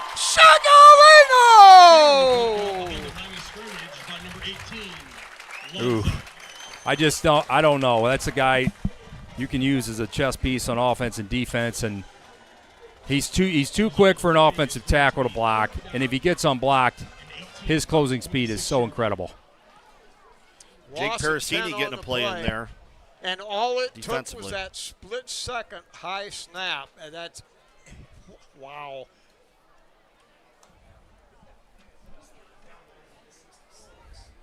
Explosive, number 18. Jack Ward, the middle linebacker, throws underneath. Oh, and Isaiah all caught, over it. But Isaiah all over that, caught at the 23-yard line. A loss of about 3 more yards. Whoa! I'm going to say it again. He fought through the little screen that time. So the outside receiver goes, tries to block the corner, Isaiah. He fights over the block and still makes the play at a negative loss. And that's the end of the first quarter. The Tinora Rams 0, your Liberty Center Tigers 14. All right, we'll be back. Okay, we have the winner of the first. This 2026 Tiger Sports Live broadcast is brought to you by Kleberger Contracting, Wyndon Engler Auctioneer, Sattler Family Meats, Dental Health Associates, Fessenden Hardware, Amazing Smiles Orthodontics, Bo's Trailer Sales, Doodle Bean Coffee, Philip Roseman Construction, and Dutchman Construction.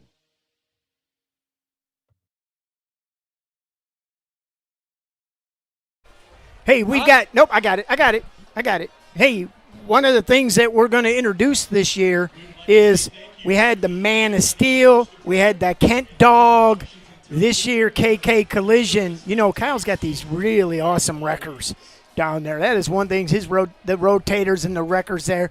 So the KK Collision Game Wrecker. I like it. Who I like wrecked it. the game? We got graphics. We got everything else. So that'll be our player of the game. Spike, not plural, singular. Well.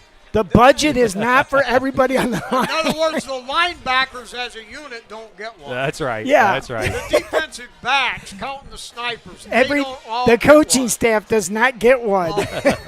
Well, we got a strong candidate already in that first quarter. Holy smokes. Number 11. Can they repeat? Punt for the Rams. Back to Captain, return. can Yes, they repeat? can. Number 2, Gray.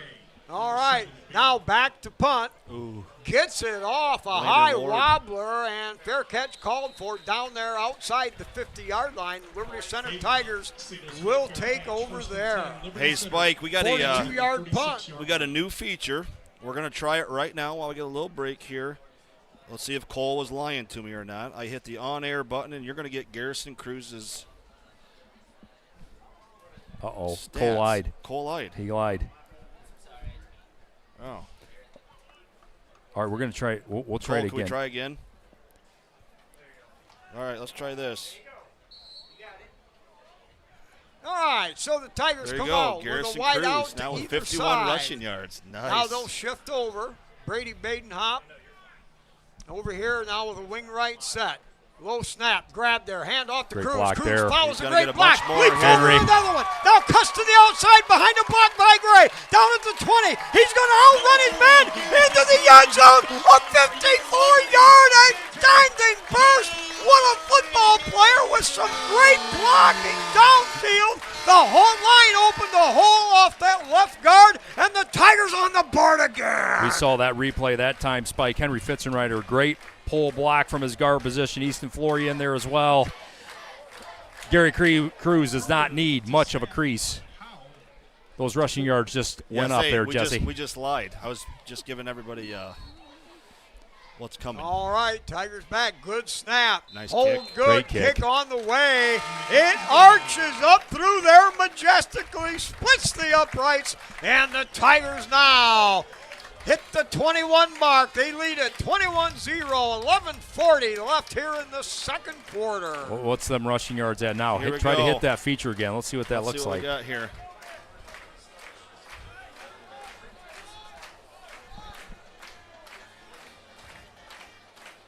We're trying it again. Nothing. We're gonna work through that, but basically we're gonna get Cole's bug. working on some live stats. So we hit it, and it comes on there. But Gary's gonna be over 100 yards already. Yeah, and we use that for basketball. It's called press row graphics, and you know it's game one. We'll get it. Oh yeah. But you know the graphics you're seeing on the screen, the description of the plays, that's pretty cool, and it's all automated. You know, it's all driven by the back end stuff that we do. So. Talk about the hole that got opened up at the line of scrimmage. Ooh. Henry Wow. Fitzenreiter with a great block on that one. That spike and What is his role on that play? Well, That particular play. yeah, like he was pulling to either take that tackle or linebacker, and he made a great block on it. It was off to the races. All right, so Perry gets still another try to kick off. End over end. That's going to come down at the 11-yard line. Comes to the corner. Foster out Foster, there. that a Foster boy. slows him down Ooh, number and 10. peeled and brought down by Asher Miller. Asher, that a boy, Asher. Good job. Look at Asher Miller on there. Foster with the initial contact, Asher Miller, that guy can run a little bit, can he? Asher has become a good-sized kid. Boy, he's Boy, about that's a the job. $1.85. You pin Yeah. him in, and then one of your teammates. Foul! That's a young sophomore there getting some first looks on the special teams. Asher is not afraid of contact. He's going to go get you. I like it. Good play that time. Brody Jakeway out there in on the lineup. Tigers doing some shuffling around now. Lucas Leidy in the Moving defensive people line as in well, and out. Spike. Yeah, he's a gutsy little guy, I'll tell you that. All right, little power off There we that go, right Jakeway. side, and now nowhere to go. That's going to be a loss of 1.5 yards on the play again. Tigers defense blowing through that offensive line. Spike, that was Lucas Leidy right there, blowing that play up. Took on about 2 blocks, allowed the linebackers to run and make the play. Good job, Lucas. That kid, I first practice I went to, I noticed him in the first 5 minutes. He's just a man buster out there. Energy, He grinds. energy. Just, what a ball player. 57, Jack Ward at the middle linebacker position. Yep. Cole Spangler at a linebacker. Jackson's still in. Tigers already able to Max dip Perry at into safety. their reservoir. Long home run ball. Isaiah with him. Stride for stride. Man for man. No way, Jose. We talked, Jess, a little bit in the podcast how important it is, the corner position for Liberty Center, kind of the evolution that's happened in the last 4 to 5 years. Yeah. Isaiah Badenhop just ran that route. He got on top of that receiver. That's what they teach you. Get on top, slow him down. You control that route at that point. Great job. Get on top of that fade route that time by Isaiah. And great corner play so far tonight. You better be Max fast to run Perry by out these two. there is the safety for Liberty Center, getting some good reps in here. All right, out of the gun with trip receivers to the far side. Looks over there right away. He's going to throw the home run ball again. Overthrown. Adam Foster like a blanket. Come on, it don't get any tighter than that. Well, we just talked about the two corners, and then you had that guy. He's basically a corner / sniper, but another great cover corner. You know, you watch an NFL game, they talk about their nickel corners. That's kind of what Adam is, sniper. Yep. He will cover the guys inside, slot receiver, and, I mean, he's just another weapon out there. He can cover. Looks like we got Roston Peters back with Isaiah this time. Okay. Young sophomore. Yep, Getting standing a look. around the 50-yard line. 4th down and 12. Back to return for Liberty. Ball back at the 12-yard line. Number 3, Roston Peters. Number 7, Isaiah Badenhop. All right, the play held up. I believe we do now have a timeout. Coach Becker not happy about that one. They must not have had all their guys out there on that punt Timeout, Tinora. team, and we're going to get a quick timeout. Love to see these new players already, Spike. We're what is so good about this Liberty Center team with the depth, and sure, you want games, you want to be competitive, but when you have a lead like this, you can still get some of these young players into meaningful snaps, meaningful time. Keep your guy or two out there in the linebacker like they did that time. You had Lonzak out there, bring Cole Spangler in, bring Jack Ward in your linebacker room, and those guys are just getting meaningful reps when the game is still in tow. Let's just pick on Cole Spangler for if he was playing on any one of the other 7 NWAL teams, he'd be a full-time. He'd probably Absolutely. play 97% of the plays. Absolutely. I mean, Liberty with depth. Now back to punt, high floater. That's going to be taken by Badenhop at the 47. He's coming around the right side. Look Throws out. out a straight Look- arm, oh. dancing down the sideline, and finally just pitter-patters his way out of bounds at around the 35. Boy, did he have a wall of blockers out in front of him. Wow. He ran out of room that time. He almost tiptoed Yeah. and cut that thing back. Ran out of room. He's explosive. Isaiah is going to be fun to watch with the ball in his hands all year long. All right, after that 18-yard punt return, Liberty Center in business now at the Tinora 35-yard line. Spike, we got Max Perry in at quarterback. Perry out of the gun. with Gary. Handoff. No, Oh, play wide action. Got a open. man over the middle, long Wide time. Caught it open. to 15, and he's going to be into the end zone. A quick little drag route coming from the wingback on that other side. Kind of waited, came across the middle, and Perry laid it on a dime. Woo! That's a play right there. You stick it into Gary, you get those linebackers and safety's eyes. We're going to see a replay. Watch this fake. Great fake by Max Perry. Stick it in there. Linebackers come up, safety comes up, and there goes your wingback right in behind. Wow. And boy, that's a lot of room. Touchdown Tigers. Not going to get an Billy easier one Kruger, than that. snap is good, hold is good by Levi, and good by Perry. So after that first kick, they maybe blocked it. The unit has looked perfect ever since then. 28-0, and there's still 10:25 left in the second quarter. How about the throw by Max Perry? You come in for your first play, and listen, he was wide open, I know. But sometimes, man, you get that first play, and you're like, ooh, maybe I overshoot him or throw it into the dirt. Good job there by Max. Stay composed, put it on the numbers, and touchdown Tigers. All right, Spike, I've been told we are good to go with our Come on, Cole. on-air Come on, Cole. stats. We're going to give you some Gary Cruz rushing stats here. There we go. All right, 105. 105 for Gary. On what? I'm not sure how many carries we have 4 on that. carries, 4. maybe 5 at the most. Oh, boy. What's that, a 20, 25-yard average for Gary Cruz? Probably. We're going to be saying that a lot this year, I got a feeling. What is Tenora's? Can we get Tenora's rushing yards? Do we have that? Well, I can just tell you, Rapogel has 3 carries for -2. Cooper has 4 carries for -4. Okay, so minus That's the 6 rushing yards for the Tinora Rams so far tonight. And this Liberty Center defense just flies around to the football. The approach, the kick, high end over end. That's going to come down at the 8. Bobbled, picked up right there. Returned around the left side, slowed down by Cole. Asher Miller again. And they finally, a host of tacklers, bring him down into 15. Cole Spangler, I think, got the first hit around the ankles. Great job there Set him up. Great job by Cole there to hang on for dear life. And Asher, that's back-to-back plays now. Great job. A sophomore. Yes. Getting his Asher's a first look. sophomore. Yep. Love to Boy. see it. All this action, and we've still got 2/3 of the second quarter to go. Jake Parasini, the defensive end here, Spike. He's gotten a few plays so far, but young sophomore getting Whitey some in early there looks. at nose guard. Tigers show 9 men up in the box.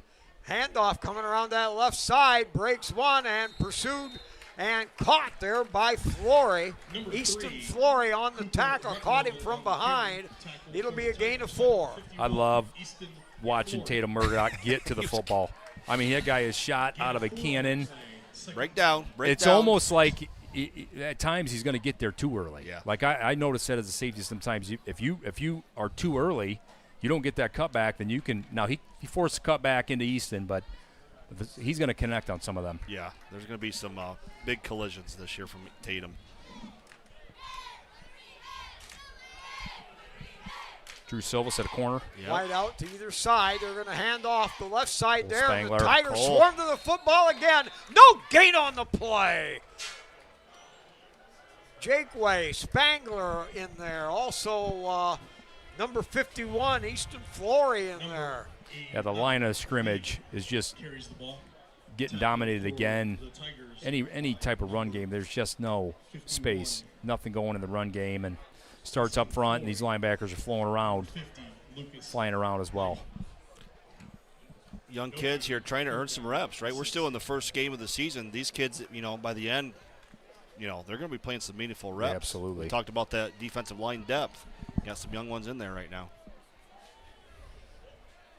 All right, from under center, dropping back to throw nope, now we've got the dead. play blown dead. What do we got here? Delay a game? Sure was. That's tough. That's tough. Oh, man, you got a 3rd and 7 and Delay? Oh. delay a game. Now you're going to be 3rd and 12 behind the sticks again for Tinora. And not a lot going right so far for Tenora's offense. And I mean, watching the film, we do the podcast. We're talking about it. We don't lie in the podcast. I mean, they have athletes. Yeah. This team's going to win a lot of games in the GMC. I think it just shows this Liberty Center team is primed and ready to more athletes, be really good again. We have more athletes. Well, yeah. Maybe a little better athletes. Probably a little better athletes. And our line play's been really good thus far. All right, they've repositioned some receivers now out of the gun. Back to throw. Drew. He's going to throw the long bomb again and stride for stride. Number 15, Drew Silvas, on his man like stink. Great job there by Drew. Might have had a step at first, but, boy, put that head down, stay on top, and stayed right in stride with the receiver that time. They tested the young corner, and great play there. Drew Silvas. Not a bad third cornerback to have there, Drew. I mean, another successful defensive series. That'll bring up 4th down and 11. The ball back at the 15-yard line. Number 11, Lieb, setting up to punt. Isaiah and Ralston back again. Yep. Number 3, Peters. Number 7, Bain. Here you go, Ralston. Go get it. Wobbling there, taken by Ralston Get to the Peters. wall. He's going to now try to cut it around the outside. And nothing doing there. Good pursuit. Brought him down right at the 45-yard line. Tigers will take over there. They had the wall set up, boy. It was set up. Just couldn't quite make that first guy miss. Nice tackle there, Tinora defender. Good job of fielding the ball, though. Is it almost instinct when you're a return man to know where and how to take that first step? Like you said, the wall was there. I don't know. I've never been athletic enough to return a punt. It's tough, man. You got that guy in your face right after you catch it. That's normally the main things. Make that first guy miss, and you can't always do it. Isaiah Batenhop spread out wide to the far side. Give to the second back. He's met there. right there. Gary Cruz hit at the line of scrimmage. Good submarine tackle. Give Tinora credit there, so no gain. There's Lieb. Radzik again. Those two are making a lot of plays on the defensive line so far. And they're still competing. Josh Lieb's tough linebacker. He's a first-team All-GMC player, right? Spread out wide to the far side. You got Lonzak in the slot over there. Wide out over here. Out of the gun. Here we it's go. It's going to be Here a we big go. knock Big deeper. hole there. He breaks through it right away. He's going all the way. Nobody around him. Jack Batenhop from 47 yards away. They run that in practice, but never that good. Woo! Boy, that was a gigantic hole that time. Ooh. We'll see the replay. Watch Henry. Follow up. Get on it. There you go. Oh, man, who's that? Kellen Weimer with a big seal block that time. And once again, you can't give that guy a crease. Boy, he can run. That is fast. Touchdown, Jack Batenhop. First time for the young sophomore. All right, it all starts with Billy Kruger. It goes to Levi. Good hold. Kick is on the way. Wide right. Ouch! Floats off to the right. No good. Christian. Tigers lead 34-0. It's Christian Campos that time. Yep. Spike at kicker. Oh, that was Campos. The junior, sure was. His first look. You know, I watched him come out here and kick. He's got a strongly built body. He plays soccer, but this kid is built like I would say an offensive guard. He's big stout. Kid. Yeah, he's only just a little bit of a smaller version of Henry. Looks like he's going to get the chance to kick it off here as well. Hey, I'm going to jump in here real quick, guys, from the control back here. Hey, I just want to mention we have got we're very, very blessed to have the number of sponsors that we have. So we had some people go, wait a minute, you're running two different sponsors. Well, we're blessed the fact that we have that many sponsors. So we are going to get them in. It's all fitting it into a square peg and a round hole here. And, sometimes my announcers up there change the shape of the hole. But we'll fit them in. And just hang in there with us. We're very blessed. We also have something new this year, some ticker sponsors that'll be running during halftime and some other long breaks. So hang in there with us. We're enjoying this great night here at Rexlinger Stadium, Kip Kern Field. Looks like Christian's kicking off here, too. Asher Miller, 3 for 3 here. Yeah. Let's see what he can do. Yeah.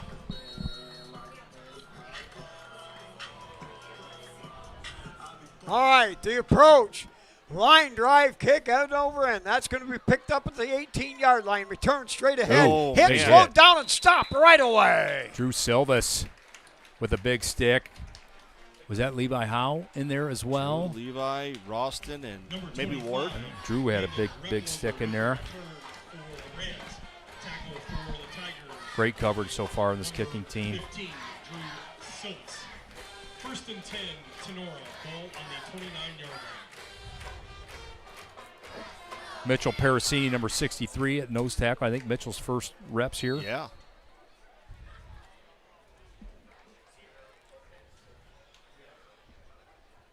More conventional play. They run it off Gary. tackle right side. That's going to go nowhere.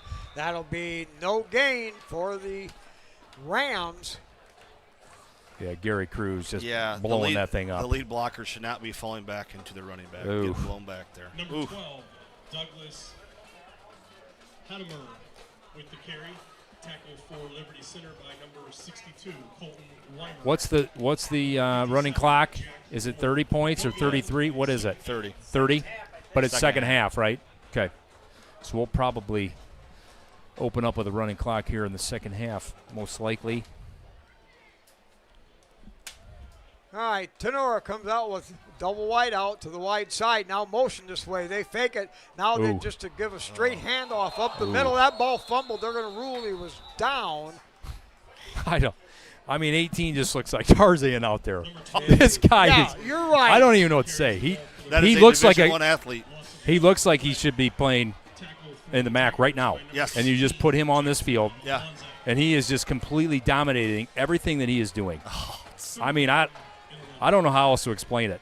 Well, that is a man it's amongst like, boys it's right like now. the old Tarzan movies. Those Zulu warriors, they were men, but Tarzan was a man among men. He would I throw mean, them the off arms like are they hanging were- down to his ankles here. All right, Mound motion this way, out of the gun.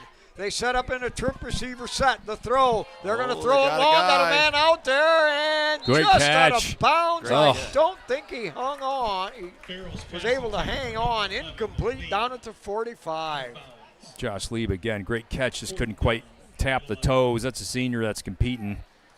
We've said a lot about him. He's had a nice game so far for Tinora.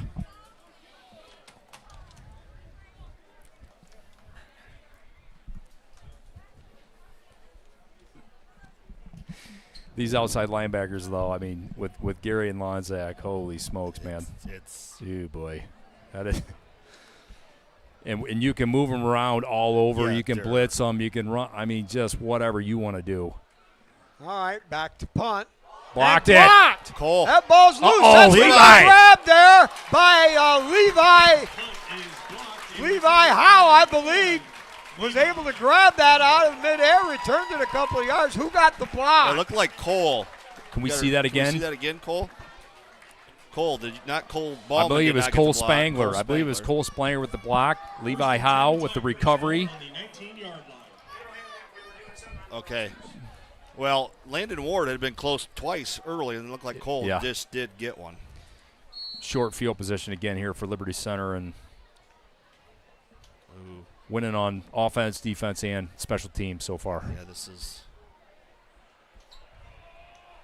Out of the gun. Now rolling left. Has time. Badenhop now tucks it under. Cuts back to the And right. there's that. He's got running room. It's a 5, 4, 3. Wow. He's into the end zone. Badenhop scrambles when nobody was open downfield. Cut back to the right. Turned it into ecstasy. Yeah, pretty good play there by Jack Badenhop. Nothing there. You're going to see it down the field. And look at this athleticism. Boom. Watch See Gary it. stay with Find it. the seam. Look at that. Good block there by Gary. And Twice. If you go back and watch that, Gary with a block initial, put the defensive end back, sees Jack run and Set makes down. another block. Kick is on the way. And it is good. Campos blasted that one, Spike. Yeah, that little power behind It the was. throne there. Ooh, boy. You know, Yeah. I expected I expect Liberty to win handily tonight, but man, it's 41-0 with 5 minutes left in the second quarter, and it's just like you just took that state championship team and you just plugged them right back in, and here we go. I mean, this team is loaded. Not a lot of holes so far, just explosive players on offense and defense, special teams all over the place for this Liberty Center team. Jigs, I want to go back to that, Jack, again, touching on Gary a little bit. And Gary gets a lot of credit. Sometimes I think we take it for granted. Gary's a great teammate. You go watch that play, 2 big blocks. Gary wasn't going to score the touchdown that play. 2 great blocks. First, the initial block, so Jack could set up and make the pass. Then you go back and watch it. He makes a big block on the cutback for Jack. Just keeps playing all the way through. That's what makes Gary Cruz so special. Never stops playing. Oh, now they're raining the crowd with footballs. That about got up here, Spike. I don't know who that was, which cheerleader that was, but that was a hose right there. All right. Kick. Got some height to it. That's going to come down at the 10-yard line. Now cuts it back to the right. Ooh, they hone him in and Easton bring him down with a very impressive open hit. I believe that was at Easton Lighty. Flory. Easton Flory. Oh, Flory got him. Yeah, that was a great job. Easton kind of came from the left side outside, ran that baby all the way down, and made a nice play. Yeah, just another one of the success stories of kids coming up through the ranks. Easton's had a nice night. night. We need some defensive stats here to get how many tackles. I feel like Easton's been in on quite a few tackles. He sure has. We'll gather some of those stats here at halftime for sure.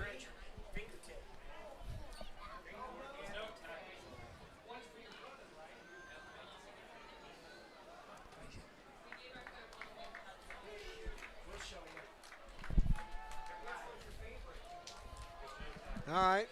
From under center, they'll give to a Brady Badenhop. What a hit there. Peeled off right away. Badenhop. Number 67, Carter Booth. One of them in there, a 240-pound behemoth. Yeah, great job there by Brady to kind of set that edge, got the legs underneath, and Carter Booth was able to come and clean it up. Good job there by the senior. Wow.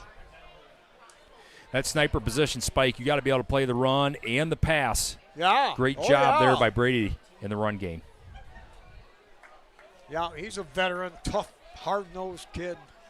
All right, second down and 11 after the loss of a yard. Now it's straight drop.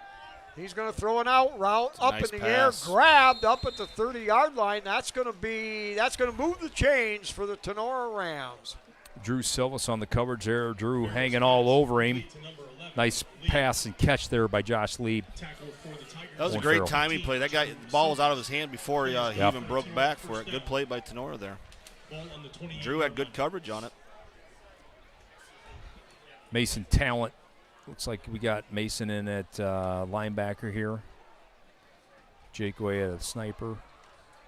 Roston Peters at a corner with Drew at the other. Max Perry at safety. Yeah, you're seeing some of our veterans still in there getting a lot of defensive reps.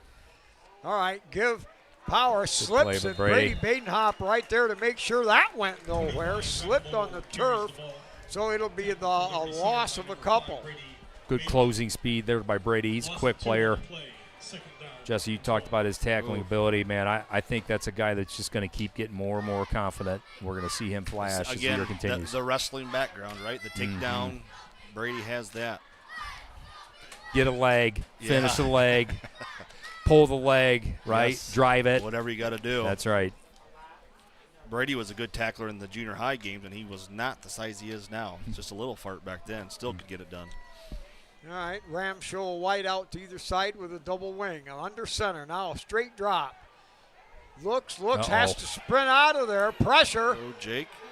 And finally dumps it out. Nice. That's going to be nice coverage. Caught up around across the 35-yard line. Pick up a 10. That'll make it second short. Those scramble plays, those are the hardest ones to defend. Roston Peters that time, you got the receiver in his initial route, made the comeback, was able to make that catch on the sidelines, but good job there by Roston to stay all over him against Owen Farrell, who's, their number 1/1A receiver. Yeah. All right, third down and 2 for the Tinora Rams. Ball at their own 36. One of their few short yardage situations. Single setback from under the Oh, center. look at this. Ooh, Almost Cole's hit the had that backfield. thing. Tiger swarm Fumble, all over fumble. that. That's going to be a loss of a couple. We've got a late flag and maybe a fumble. It's a beanie. Oh, there was a flag too. I think that was Mason Talent on the hit there that jarred that ball loose. Wow. And we got a flag. Hold, maybe? Personal foul face mask. Tigers, okay. So the fumble is going to be all for naught there. And Tenora's going to get a 15 yards first down here, Spike. Personal foul face mask will be 15 yards. You see the chain gang over there, resplendent in their matching all black. They do look good over there, tonight. don't they? Oh, yeah. I'll be. Yeah. How long's that crew been together now? Mike Mann's been the. I say Mike and my dad have been there Yeah, for. Mike's been out there for like 45 years. I Holy think. smokes. How long's Rob been doing it? Rob was a coach. Yeah, well, yeah, Rob coached me. So I did it for a Absolutely. couple years, and Rob was not on it. So Okay. him and Yeah, Dan he are the was newer. You kind did of it? a You were the Johnny Sean Chain come gang? Yeah, for like 2 or 3 I'll years. be. Probably a little after you were gone, I Okay. would guess, around that era. All right, so now the ball at midfield. Play action, back to throw. Has to scramble. Look Still on out. his feet. Good pressure from Coco. And that ball's going to Oh, be geez. overthrown, and we're going to have a late flag. He even held up. Not sure I agree with that. He didn't even really hit him. Incomplete. They're going to get another 15-yarder. Liberty Center charged with a roughing the passer penalty. Oh, come on. I don't like Yeah, that. it looked like Gary was kind of running by him and just barely touched him, and Well, if quarterback you're goes gonna get down. it, Gary, They're you might as well get it. going to next get a time if you're gonna call 15-yarder. that. That's back-to-back 15-yarders for Liberty Center. Certainly something the coaching staff's not going to love. Given Hey, how Sonora about the some field coverage, though, position. out there? Yeah. I mean, there was Absolutely. nothing. Absolutely. Well, Ross and Peters, Drew Silvas have come in at the corner, and, man, no drop-off again, There has right? not been much I mean, of a drop how ball. impressive is they're not that? quite Ethan and Isaiah yet, but, man, Yep. they are very capable of playing varsity football at Absolutely. a quarterback position. All right, so Tinora threatening now. They've got the ball on the Tiger 34, 1st and 10. Out of the gun. Double wide out to either side. Back That's a to hold. throw. He's going to bomb it out there again. Great and play. Incomplete. Great play. That's a hold. Coverage by Peters, I believe. Henry got tackled. They didn't get it, but that's a great job by Ross. And Man. once again, man, play those hands. Run him out of bounds. As a corner, you use your sideline as a friend. So you got a guy going deep on you. You just run that receiver out, push him out, take that gap away. Good job by Ross on that time. Is that kind of lacking character to kind of use the sideline? No, as your absolutely buddy? not, Spike. Oh, You get you that think- hand right you on that think hip, that's and you all just right, huh? you just drive that Hey, now body to go out. back to like Ralston and Drew and see how well they're playing. You think about it in practice, they're covering Jackson, Ethan, Yeah. Isaiah. You don't have a Empty choice. Yeah, you don't backfield, have a throws choice but to be underneath, good. Caught at the 30-yard line. Went to his knees, and we've got another late flag. That one maybe he didn't mean it. Yeah, but he didn't mean it. He just kind of fell on top. Farrell's pass. I understand it. To number 16, Braylon Blue. That's just a bang bang play Yeah. and kind of got his Drew a little momentum late. going.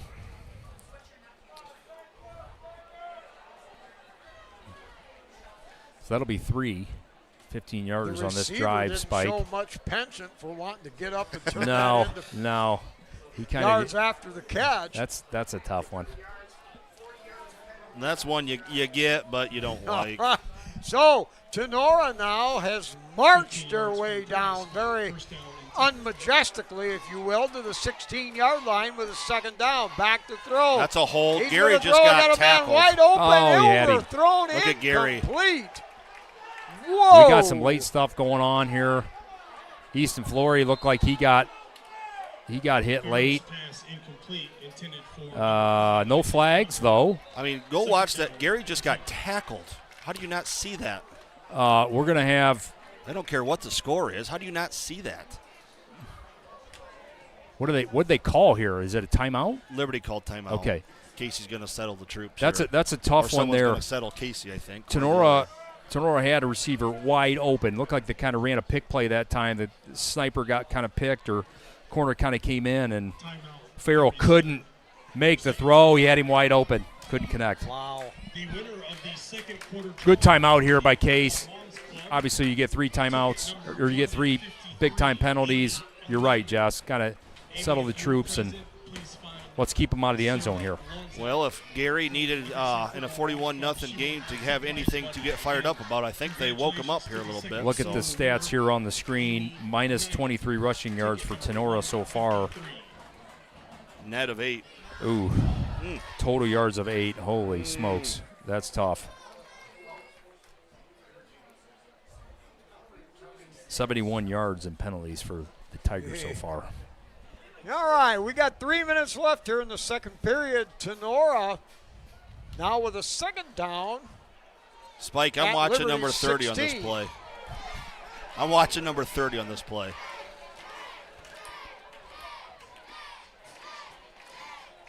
Out of the pistol, Oh. back to Pass throw. coverage. Has time now, Kellen. steps up. That is a scrambles hold. off to the Oh, wow, right. they got We're it gonna have a finally. hold. It's gonna get All ugly day here. to throw. Got a man out there, overthrown beyond the end zone, and we think it's a penalty Henry on the Rams. Henry Henry got Fitzenreiter. tackled that time. Yeah, he got tackled, and they finally got it. That's going to be 10 yards back for Tinora, and 3rd and 20.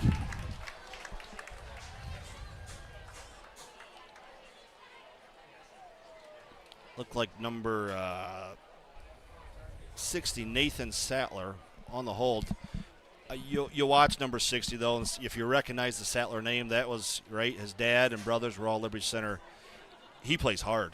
Yeah, I mean, he does. You watch him Good out player. there, he don't care what the score is. He's still playing hard. I like that. Second down and 20 for the Rams. All right, so Tinora now back with a 2nd and 20. They're going to have to fill the air with footballs. Now motion this way back to the ball. They fake the handoff, Look throw a out. little Ooh. out route. Great Caught play. out there. Yeah. Jeez. But nowhere to go. Excellent job there to close, I believe, by Isaiah. Spike, that play is designed. That guard goes out, and he is supposed to chip that corner. And Isaiah has been beating that play all night long. He's beaten the Now, offensive lineman to the spot. is that ability or instinct? Yeah. Both, Big and both. also, part. and that's probably, Little of both, I huh? would say that's scout, right? You know that bubble screen's coming, and if he can't run by you, you get right on that hip and make him run by Yep. you. Yeah. And he's Good quick job. enough to stay on yeah, that hip. he's fine. All right, 3rd down and 20 now. Motion coming across the field. Snap kind of fooled the quarterback. He launches. He Find the throws ball. a push off by the receiver, but negligible, incomplete. 4th down coming. Good job again there, Ethan Gray. If you just watch, if you play this film back and you watch some of this corner play, they are on top of these routes. So you're not behind, you're not trailing. Ethan Gray ran that route for Lieb that time. He's on top of it, all over it. Excellent corner play so far for the Tigers. Well, the Rams, with their field position, have no choice but to go for it here, 4th and 20. 2 minutes left here in the 2nd period. Kellen, pin your ears back here. Let's go. Empty backfield. High snap. boy. Here comes Oh. Lonzak. He rolls it past him up to the 30. Throws for the end zone. Incomplete. Is that the first thing we've seen Jackson kind of do wrong? I Yeah, guess? yeah, I would say that's probably it there. He didn't think Farrell saw him. He was going to get the blind side, and Farrell kind of put the okey doke on him that time. But great job by the Tigers. Big stop there. You had 45 yards in penalties, 3 personal fouls. Hey, Still able to make a stop. Jigs, I'm going to use our on air here to show you our quarterback rushing stats here. Look Uh-oh. at that. Ooh, Not bad stats. 2 36 for- yards a carry. wow. Jack Well. should sub himself out and retire. That might be a all-time at Liberty Center here.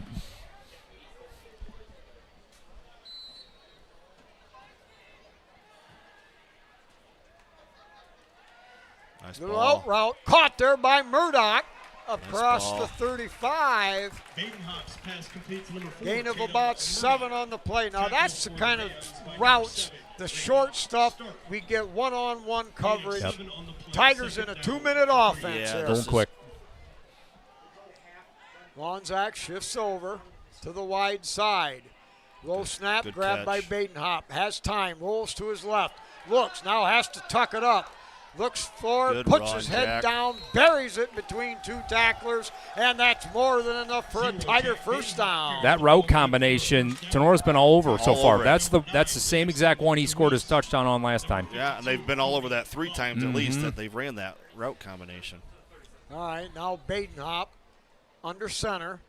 Twin setbacks. Give to Gray the second one. Got one and timeout hit right left. away at the line of Get to the scrimmage. line He'll here. bound forward for a yard.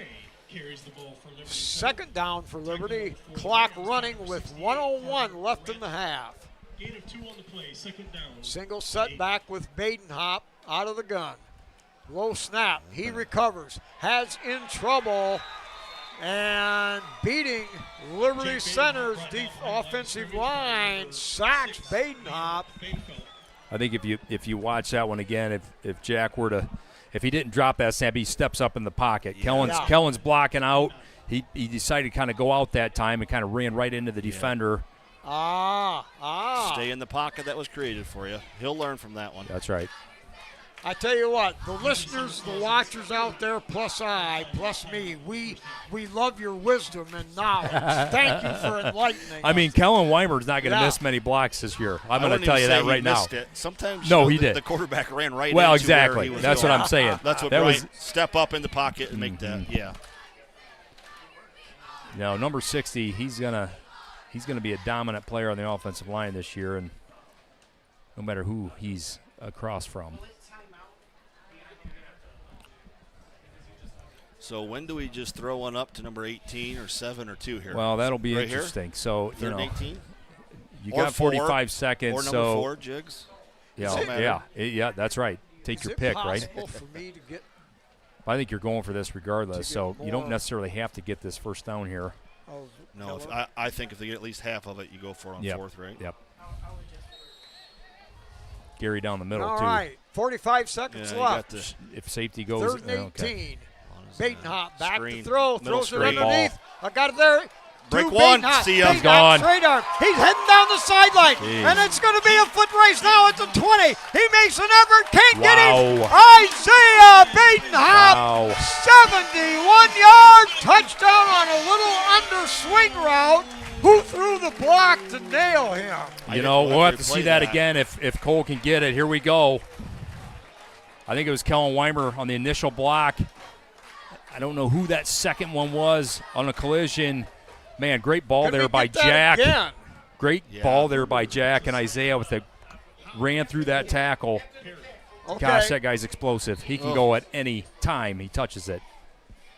Snap, low kick, it is no good, floats off to the left. Well, the Tigers now with 47-0 lead, 31 seconds left in the half. This offense can strike at any time. I think we're going to see that one again here. Somebody, Weimer. was that? It's a line. Is that talent? I couldn't It tell. might have been. tell. Might have been. Look at him. Look at Really, Isaiah just take away that a lot angle. of it was though. Isaiah, though. Look at him too. take away that angle. Holy smokes. That was not, I mean, that's a set play. Yeah. That blocking. Beautiful. That's what makes Liberty Center so good. Spike, that that's the same play downfield Tenora's blocking. tried to run against Isaiah about 3 or 4 times, but he gets up on the hip and don't let Bingo. him get that seam route Yep. up there. Yeah. Well, it's just another weapon, right? I mean, we got guys that can take it at any time they touch the ball, just across the board. Number 7, you're going to see that a lot from that guy this year. We have tools and we have weapons.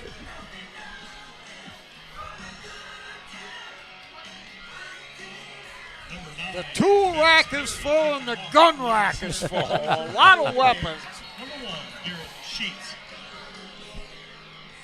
Perry to kick off. End over end. Good That's kick going to there. float down to taking there at the 10-yard line. Asher. Reverse. Coming back the other way. Oh, Here's yeah. open field, and they're going to bring him down Job, right Austin away. and Troy Persini. That a boy. Troy Parasini, Ralston Peters. A couple sophomores teaming up there for the tackle. Yeah, I believe that was Peters making that first hit. Yeah. Nice job there. Great to see. Great to see. Number 14, Troy Parasini. First and 10 for the Rams. Ball on the 20-yard line. we will get, I'm guessing Tinora will probably just run this one here, get to halftime, and we will start the second half with a running clock. We got a lot of offensive plays, actually. Yeah, we have. Yeah, this is good.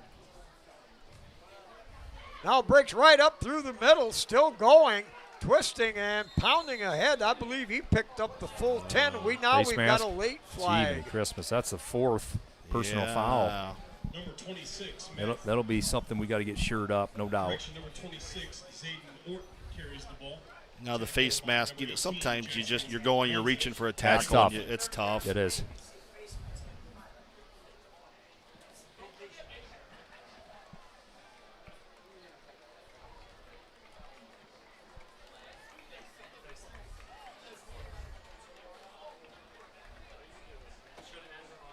That poor referee's going to get tired of walking off those he's big going babies. to tear that rotator cuff the way he's throwing that flag tonight. Labrum tear. That's got to be almost 100 yards already. Oh, I doesn't would it? guess I think close. it's probably 100 yards for Liberty Center so far. I think that's going to do it, That's Spike. it at half.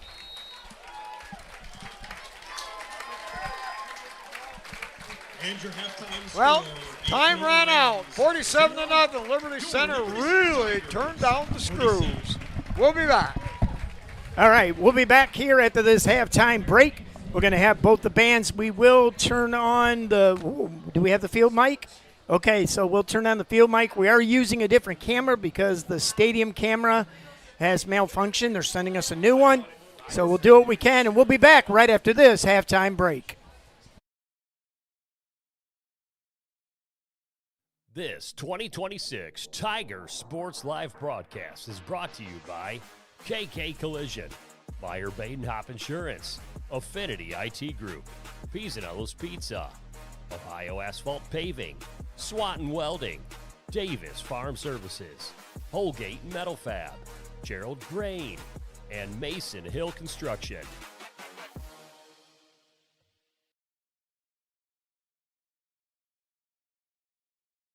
This 2026 Tiger Sports Live broadcast is brought to you by Kleberger Contracting, Linden Engler Auctioneer, Sattler Family Meats, Dental Health Associates, Fessenden Hardware, Amazing Smiles Orthodontics, Bose Trailer Sales, Doodle Bean Coffee, Philip Roseman Construction, and Dutchman Construction.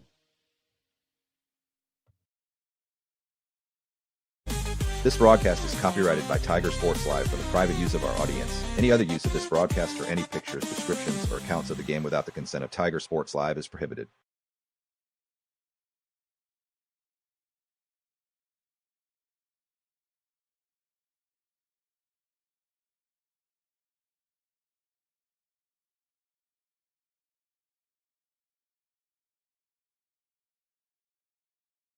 Summits of Tinora Ram Country, and the Tinora Marching Band would like to welcome you to our 2026 halftime show. The band is under the direction of David Middleton, Assistant Band Director and Guard Instructor Megan Wiles, Further Coach Adele Madison, and Run-Line Instructor Wade Root. The Rams are led onto the field by senior drum major Jody Chase. Tonight we present our Latin show.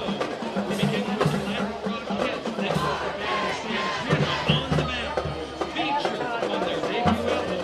This song became their first top 40 hit. Enjoy as the band plays Evil Ways.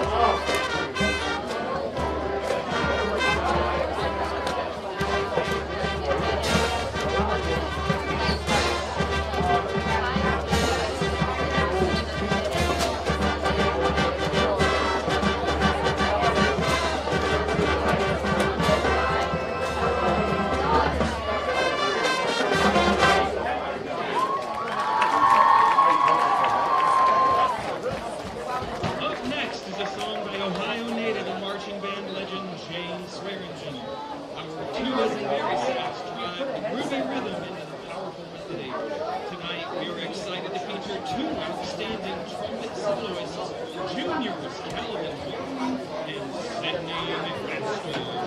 Enjoy as the band performs Madera.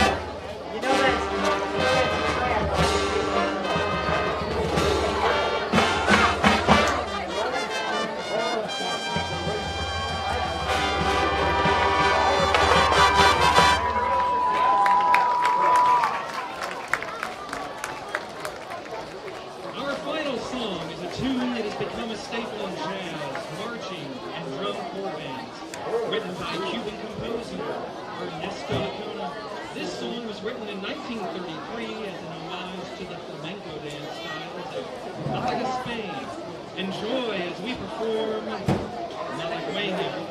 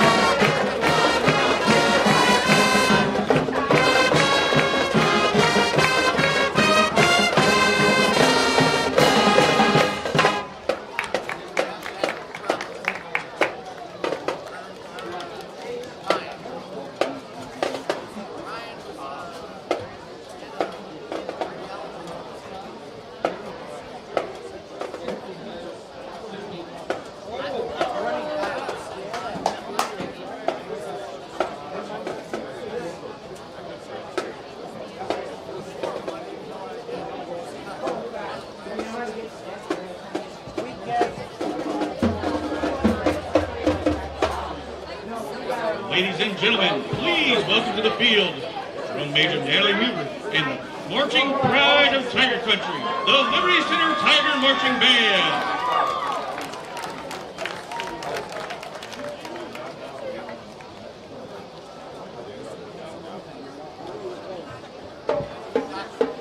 For our opening performance, the Tiger Marching Band brings some sparkle to the field as we pay tribute to America with one of the biggest pop anthems of 2010s. Released in 2010 as a part of Teenage Dream album, Firework exploded at the top of the Billboard Hot 100 and became a signature song for this artist. The song earned a Grammy nomination for Record of the Year and it sold millions of copies around the world with a message of its confidence, perseverance, and recognizing the potential inside of each of us. Firework has become the anthem for celebrations everywhere. Get ready to light up the night with the band and their rendition of Katy Perry's Firework. From Major Natalie Hoover, is your band ready?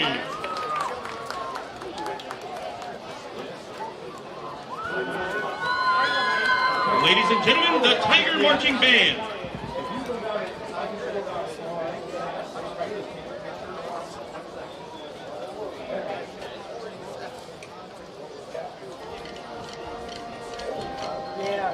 Down the sidelines.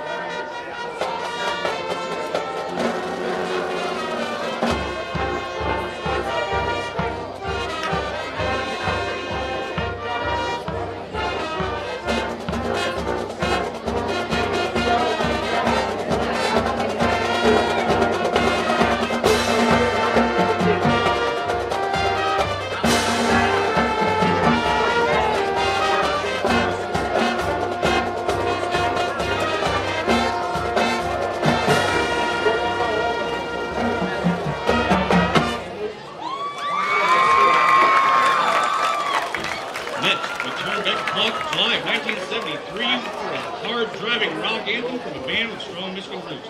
From their Flint, Michigan, Grand Funk Railroad became one of the biggest rock bands in the early 70s, written and sung by drummer Don Brewer. This song tells a story of life on the road for a touring rock and roll band. The song became Grand Funk Railroad's first #1 single in the Billboard Hot 100 and helped make the band a household name. Its driving beat, unforgettable opening, and celebration of American rock and roll has kept it a classic rock favorite for more than 5 decades. So get ready to rock as the Tiger Marching Band performs We're an American Band by Grand Funk Railroad.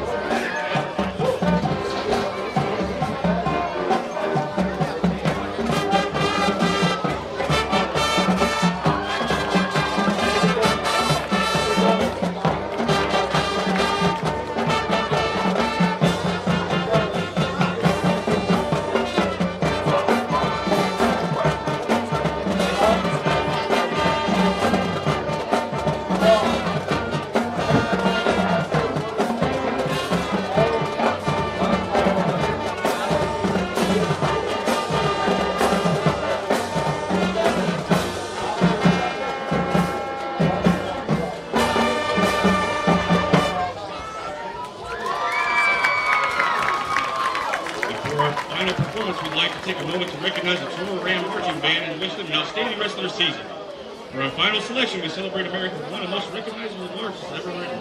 Composed in 1896 by legendary American composer and bandmaster John Philip Sousa, The Stars and Stripes Forever was inspired during Sousa's journey home to the United States from Europe. Sousa later recalled the music began forming in his mind during the voyage, and upon returning home, he put the famous march to paper. In 1987, the Act of Congress officially designated the Stars and Stripes Forever as the National March of the United States of America. Please enjoy an rendition of John Philip Sousa's patriotic masterpiece, Stars and Stripes Forever.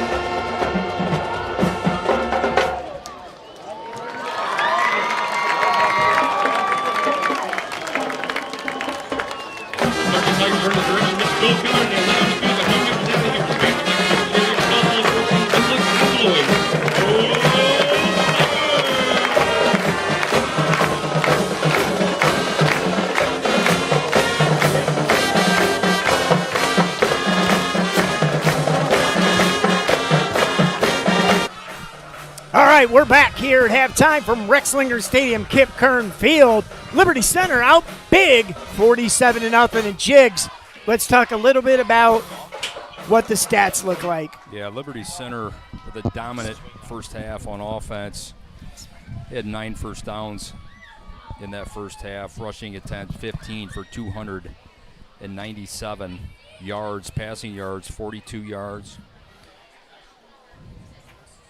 1 interception in the air. Total on offense, 20 plays for 339 yards. Tinora, 5 first downs in that first half, minus 23 rushing yards, passing yards 36. Not much doing for the Tinora Rams in that first half. Individual stats, Gary Cruz, 5 carries, 105 yards with a touch. Jack Badenhop, 3 carries, 78, 2 touchdowns. Isaiah Badenhop, 1 carry, 1 touchdown. They're calling that a carry, but it's a pass, That's right? a pass. That was okay, a so pass. we're going to call that a catch and a Yeah. touchdown. Jackson Lonzak, 2 carries, 55 yards. He's got a touchdown catch. Passing, Max Perry, 1 of 1. He's perfect. 35 yards, touchdown to Jackson Lonzak. Jack Badenhop, 1 of 4, 7 yards. Receiving, Lonzak, 1 for 35 and a touch. Defense, Colton Weimer's got a big sack in that second drive. And I don't have any of the defensive stats. Well, I got a couple up here. I'm looking at the board in the control. Liberty Center with 339 total yards. Tinora, 13. Liberty Center's run 20 plays, averaging 16.9 yards per play. 297 of those were rushing yards. So 297 yards on 15 attempts. Dominant for Liberty Center in this first half. Offense, defense, and special teams. Jess, we talked a little bit about it at halftime. If you're Tinora at this point, you have a long season ahead of you. You have the GMC to look forward to. You saw a freshman running back already get hurt. What do you do if you're Tinora here coming out of the second half? What I do is, like we kind of talked about, you kind of let the play clock run down, all right? You want your kids to play hard, though, all right? You want to see some effort. You want to see some heart, get a little momentum going into week 2. But if you're Tinora, you want to get out of here with no more injuries. Like you said, they got plenty of season left, 9 regular season games left, the GMC conference, which I believe they still have a chance to go get, right? They haven't started those games yet. So if you're Tinora, you want to see the kids play hard, put up a fight here this second half, try to get out with no more injuries and get on with your season, I think. Couple score updates we ran across here quick. Archbold 17-7 in the third quarter against Genoa. That's a big-time matchup there. Defiance Bulldogs up 9-2 on Napoleon in the third quarter. Did you look at the baseball game? Yeah, I know. No kidding. 9-2. That's kind of a right. That's kind of a different score there. Patrick Henry's up 28-14 on the Edison Chargers, who's a good program that we played a couple years back. Eastwood's up 21-0 on Kenton. We're going to see them next week. And Brian Golden Bears down 21-6 to Van Wert. Evergreen 6, Jefferson 7 at the half. Wauseon 19, Fairview 24 at the half. That's going to conclude. That's right. That's a tight ball game there, Fairview and Wauseon. Hey, I'm going to jump in here as we get ready to start the second half. Once again, tomorrow's schedule, boys JV will be here with the Rams. That starts at 10 o'clock. We'll have that broadcast. Cullen Tamarine on the call with that. Colin. And then we will be streaming, and the difference is we don't broadcast. We will stream the varsity and JV volleyball against the Striker Lady Panthers, and both of those will start at 10 a.m.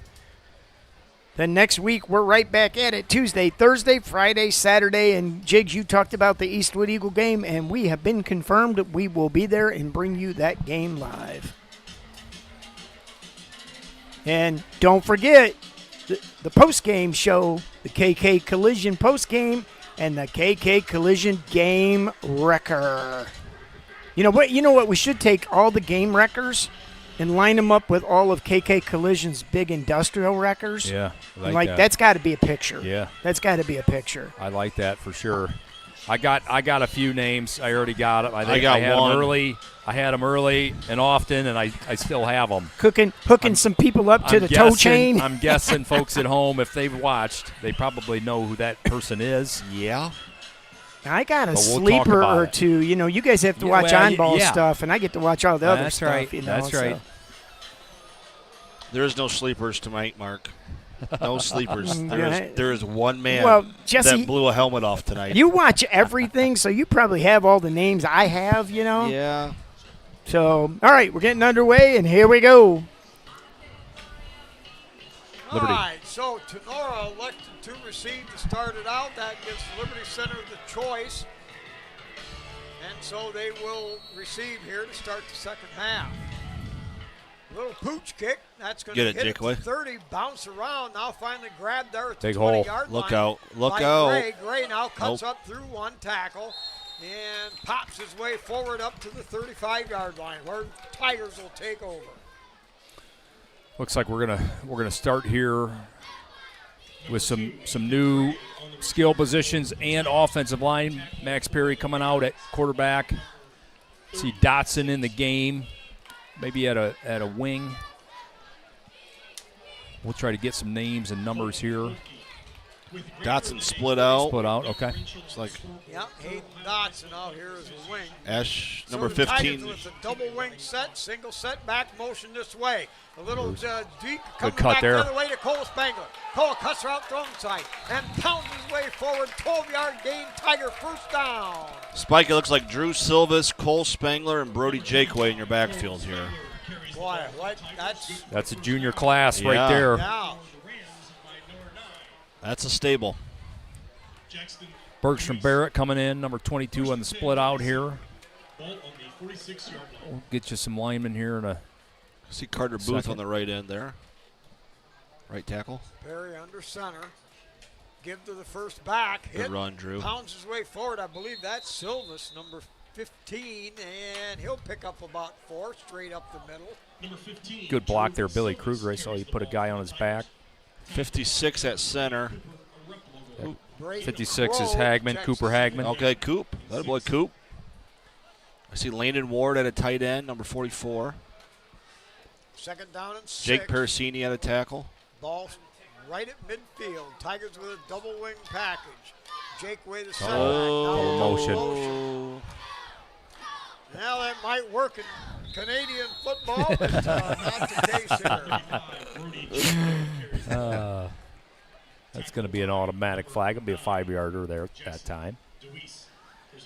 That's some of the tough. You get some of these players coming in for the first time, getting new reps and new guys, and guys that sometimes you haven't even really had a lot of reps with in practice. Right. So you'll see some of this stuff. Notice how many offensive plays we ran the first half? I mean, it's like, yeah, we're only going to play a half with the varsity, but yet After the penalty, second down and 11. we got a lot for our money. All right. I'm second seeing down 20 and plays, 11. Spike. 20 plays for 339. Yeah. Good. First guy Jake back Way. through there, I believe Silva. Jake Way. Bangler. Jake Way. No, those guys 15, 25, and 35. That ain't right. I depend on sometimes the back number. That ain't going to help this old boy at all. I like the way Jake Way runs inside. He could get in behind his blocks. That's a good run that time, Brody. Peter spread out wide to the far side. Cole Spangler, wing right. Give to the second back. Good cut there. Tucks it under, pounds his way forward, down inside the Drew 40 Silvis. to the 38. And that's going to be a gain of about 7, and the Tigers move the chain. I like the way Drew hits that from his halfback, man. He hits that hole hard. Nice little cut back that time. Get right up the field. Get you some yards. Good run that time. I love this junior backfield. I really do. These are three really good running backs. Guys that have just been stuck behind some superstars in this Jigs, program. 31 split out. Who do we got? 31. Is that DeMo? Is that Camden DeMo? Jake Way, the lone Sure is. setback. Now motion. Uh-oh. Spangler ball on the deck. Now picked up Look at by Perry.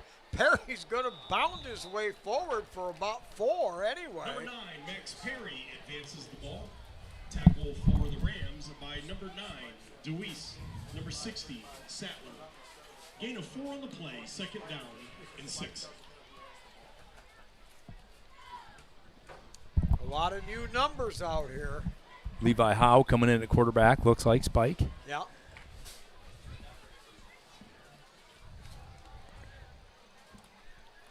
Levi under center, double wing set with Jake Way, the lone setback. Motion this way on a jet sweep. Give off there, breaks one, pounds his way forward, up across the 30, down to the 29. Pick up a 5. Carries the ball for Liberty Center.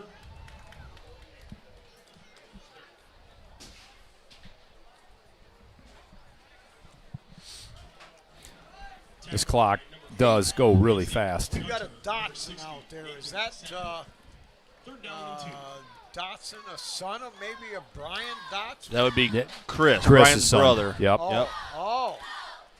And straight ahead. Tigers offensive line getting a good push on 3rd and short. And I believe that may be enough for a first down. Yeah, that moves the sticks. I like Cole Spangler that time with a big downfield block, staying with it to the whistle. Like to see it. Berg Barrett, same thing, split out, blocking his guy to the whistle. Gus Weiler and number 60, Sattler.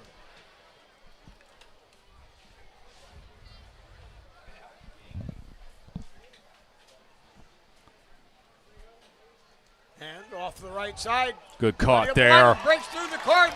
Silvis is Oh. down at the Silvis. 3-yard line. A grab tackle from behind at the Number last 15, second. Drew Silvis carries for Liberty Silvis Center. rambles First for down. 25 Tackle yards for the down Rams to by the number 3. 10, Ian Gus Weiler. Good run that time by Drew. He had that kind of that corner on that outside. Gave him a little shake And goal, to keep that thing going. 2-yard line. two. The interference out in front of him was like a whole squad of camels. They just bowling their way through. Did you say camels, Spike? 32 in the backfield here. Tice Westhoven. First Okay. and goal from the 2. Punch it They run in, that Tice. big sweep Punch to it the in, outside, Tice. Now Oh. cuts it out there, back against the grain, stays on his He feet. got in there. bounds Yes, around, he did. Touchdown, Liberty Liberty Center. Center, Tiger touchdown by number 32,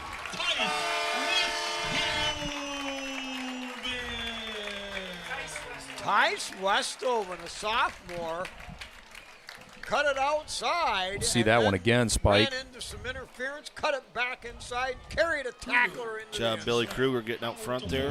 Campos to kick. Way to smell it there by Tice. Had 3 guys hanging all over him. Good run. Oh, kick Campos. on the way, and Boy, he it bombed is that thing, good. didn't he? Yeah, that looked Oh, good. Wow, my. great kick. That's some of that depth, man, I tell you what, Campos on the kicking.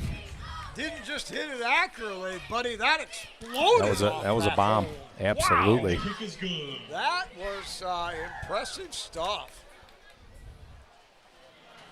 We're gonna see the freshman tonight. What do you think? Yeah, I think Maybe they're gonna maybe a get series possession, or maybe two. one.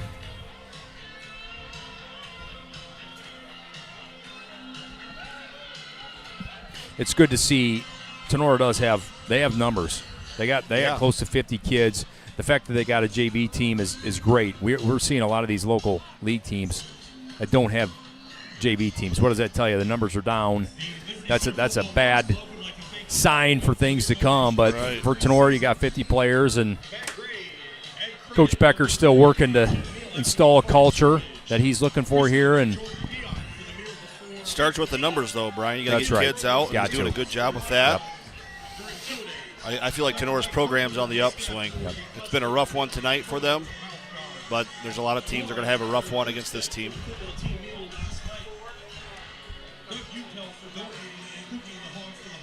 It's like Campos is going to kick off. Spike, let's see what he got here. Yeah, let's see what he's got. I'll be interested. Like you said, that ball exploded on that extra point there, right Yeah, off his foot. yeah. Number 88, Christian Campos, back to return. total yards tonight, guys, 410 for the Tigers versus 13 for the Rams.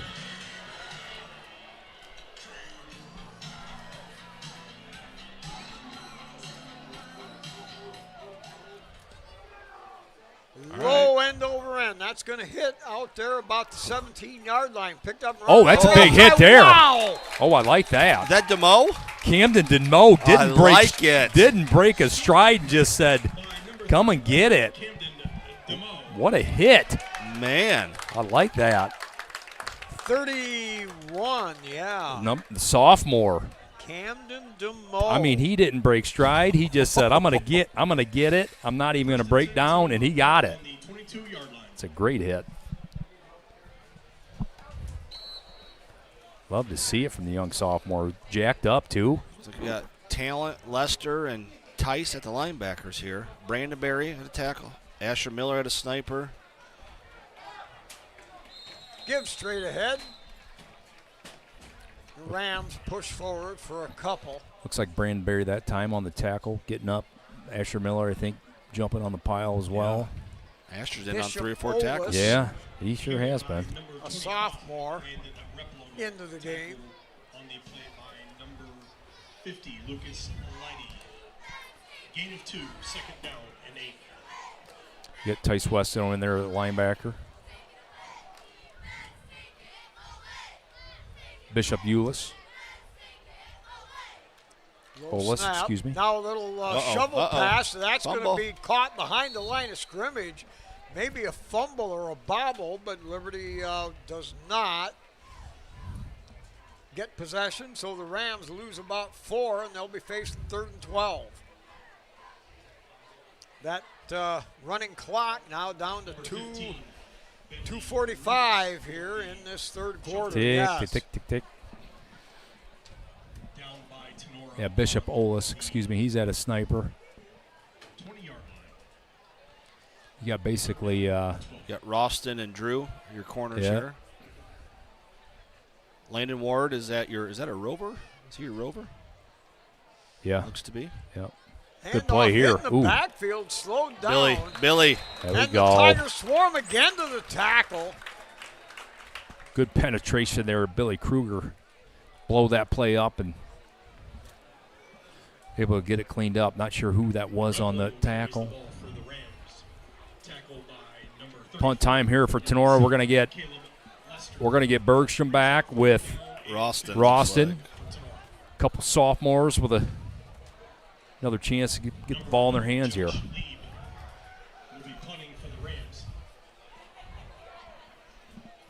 Berge, a sophomore. Yes, he is. Okay. Line drive punt. Catch it, Berg. All right, Berg. That's grabbing it there. Now Whoa. makes a cut, throws Good the little straight shake arm there. out there, stays on his feet, carries the tackler forward, and finally Attaboy, popped Berg. there at the 40-yard line. That's a great catch by Berge. That thing was kind of end for end. Great catch. Get some positive yards. Like to see it. He got a little welcoming there that time. They put 3-4 guys on him. He's up. Berg wasn't going down easy. No, he though. wasn't. Foot up Right high. there. Frustrations may have been vented there. Yeah. This is a tough one for the Rams here tonight. Man, oh man. Levi Orth in at right tackle here. Billy, Mitch, Carter Booth at a tackle. Asher Miller at the wing. There's Lester. Oh, man. Oh, that's that quick. looked good. Uh-oh. Pounding his way Ooh. straight up the middle. Ooh. He gets it 10 to man. 5, 4, 3, 2, 1. It's a Liberty Center Tiger touchdown. Wow. Looked like a straight dive that time. Caleb Lester. Watch him hit it Shot here. We're out going of to a see that on cannon. replay, Spike. Oh, Holy man. mackerel. Look at this pull-away speed, too. 14 had an angle on him. He said, Look how far away he pulled Wow, away. A that's little bit of everything. A I little knew bit of Lester had quickness, gotten a bigger little and bit of stronger. power, My and gosh. A little bit of speed. That was impressive by big Caleb. time. Big time run that time. That's how you hit dive play right Yeah, there, that is buddy. how you, yeah.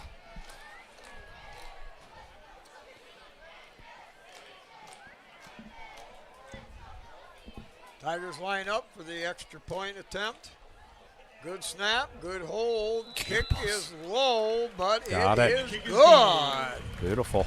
Campos with good power in that leg puts a line drive between the uprights. 61 to nothing. 42. You track down Sarah Lonizek from the Football Moms Club. She has your prize. Yeah, this is Congratulations on the winner. this is kind of tough here, Spike. We watching some film on Tinora.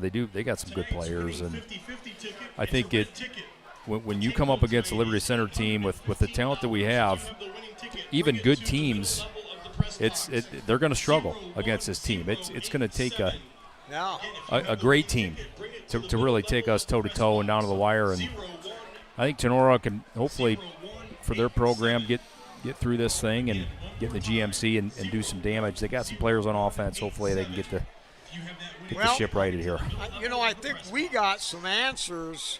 Our offensive line played well. Yeah. The defense obviously has played well tonight. I mean, granted, we haven't played, the big boys yet, but I think there's some answers here, and now there'll be a little bit of tude with the team. Now they've got something to think about, build on. That attitude, that personality, I think now has been established. This 2026 Tiger Sports Live broadcast is brought to you by KK Collision, Meyer Badenhop Insurance, Affinity IT Group, Pisanello's Pizza, Ohio Asphalt Paving, Swanton Welding, Davis Farm Services, Holgate Metal Fab, Gerald Grain, and Mason Hill Construction. This 2026 Tiger Sports Live broadcast is brought to you by Kleberger Contracting, Linden Engler Auctioneer, Sattler Family Meats, Dental Health Associates, Fessenden Hardware, Amazing Smiles Orthodontics, Bose Trailer Sales, Doodle Bean Coffee, Philip Roseman Construction, and Dutchman Construction.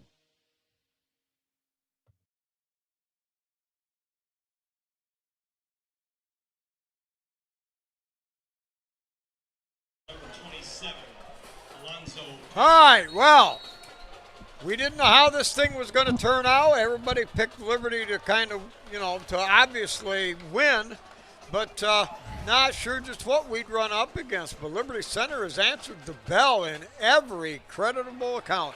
Good line drive kick all the way down to the 8-yard line. Returned up the right side and shoved out of bounds. Jeez. Guy's a machine tonight, number 10. Asher Miller. Atta boy, Ash. See he can find. That's a great tackle. Wrapping up. So, Tinora will take over at the hash mark on the 25-yard line. One time, if you got that winning 50-50 ticket, bring it to the middle level of the press box.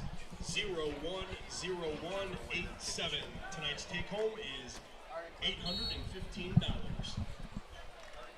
Got Bergstrom at a corner here. Barrett. Yeah. Hayden Dotson in the other corner. Brady Crow at a defensive end. Low snap, and the quarterback finally has to go to his knees to pick it up. So a loss of a couple, second down. Blake Tamarine in there.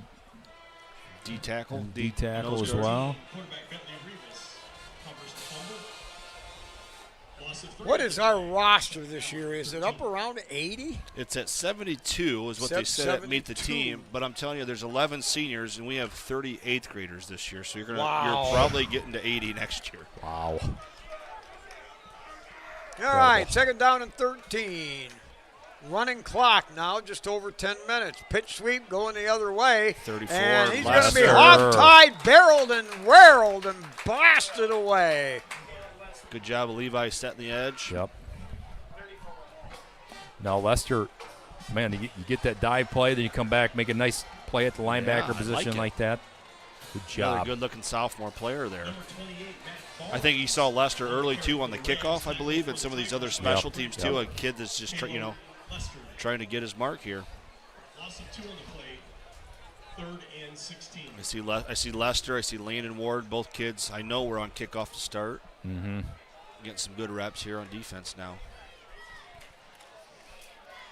All right, wide formation. Lester stripped and that. the ball loose on the deck. We got a wild scramble for it. Looks like Tinora got it back there. You see Bishop Ollis on that? Mixing it up there, putting people on their back. That boy Bishop. Uh-oh. We got a freshman return we team. have freshman. Wow, look at this. It's got to feel good for these freshmen. Who's that back? That looks like Piak. Is that Piak? 33? Is that him? I think it is. He stands like him. All right, back in punt athlete, formation, 8:45, high boomer. You better scoot back, Connor. Wow, that's going to send Liberty back. It's going to take another roll. All right, picked up way there to field at the 25-yard line. Now breaks through the 2 and bars his way forward back to the 30-yard line. They're going to get a flag on that one. 33, Connor Piak. Taunting, or do they go head-to-head? That was a pretty hard stick. You know what? You're not going to hurt Connor, buddy. I'm telling you. The ball's over his head. Way to go. That takes some guts to go field that thing. And he got some positive yards out of it. You like to see it. You're not going to hurt him, huh, Jess? No, you're not going to hurt Connor. Very athletic kid. Had him last year. Good cornerback. Yeah. Clearly should have read that ball a little better, but that's all right. He's fearless.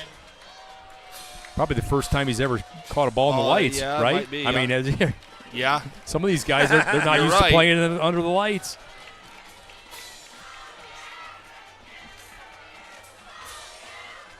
After the 15-yard walk-off, 1st and 10, Liberty Center. Ball on the 45-yard line.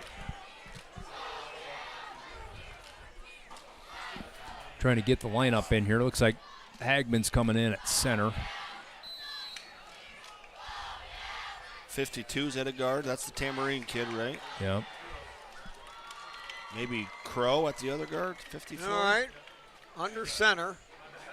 Levi motion this Go, way. Asher. Get to the Turn it up, motion Ash. man. Follows a couple of good blocks. Cut. Pounds his way forward up to the 50-yard line. Gain of 5.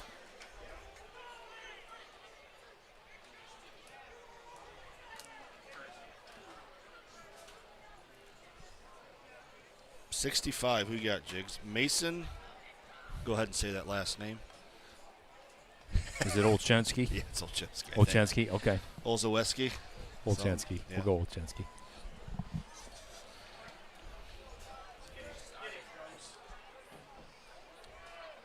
Wing right set. Give straight ahead. Tice. First back through on a dive, and he'll get back to the line of scrimmage. 6.5 minutes to go. Liberty Center in cruise control, 61-0. 77 for Tinora. That's a big boy making the play there. Yeah, it is. 32, Tice Westhoven. with the Joey tackle by number 60, Copus? Owen Sampson. Copus? 27, Joey Copes. Copes. Copes, There you okay. Zeb. go. We'll just say Zeb's right. Yeah. 3rd down and 5. Double wing set now for the Tigers. Give to the second back. Puts his head down. Pushing forward. Still Good run. Ooh. driving, pounding. Good run. Number 34, Caleb Lester. Lester's look good tonight.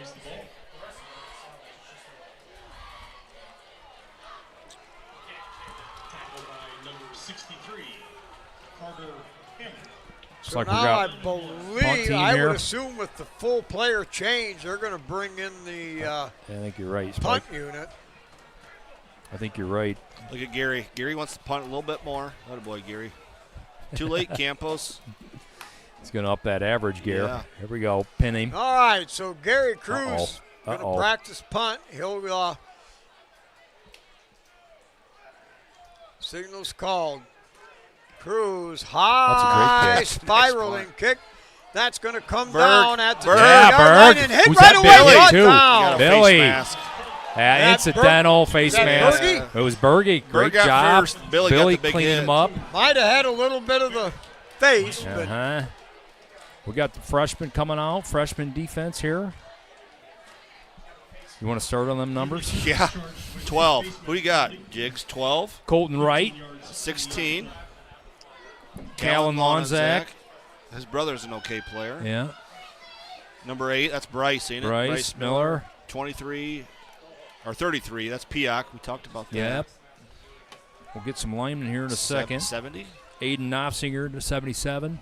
Or is that 70? Excuse 70. me. That's Brantley Scott. Brantley's a Okay. good player. Tinora, ball on the 24. 66. Caden Hahn. Caden Hahn. Big kid. Yep.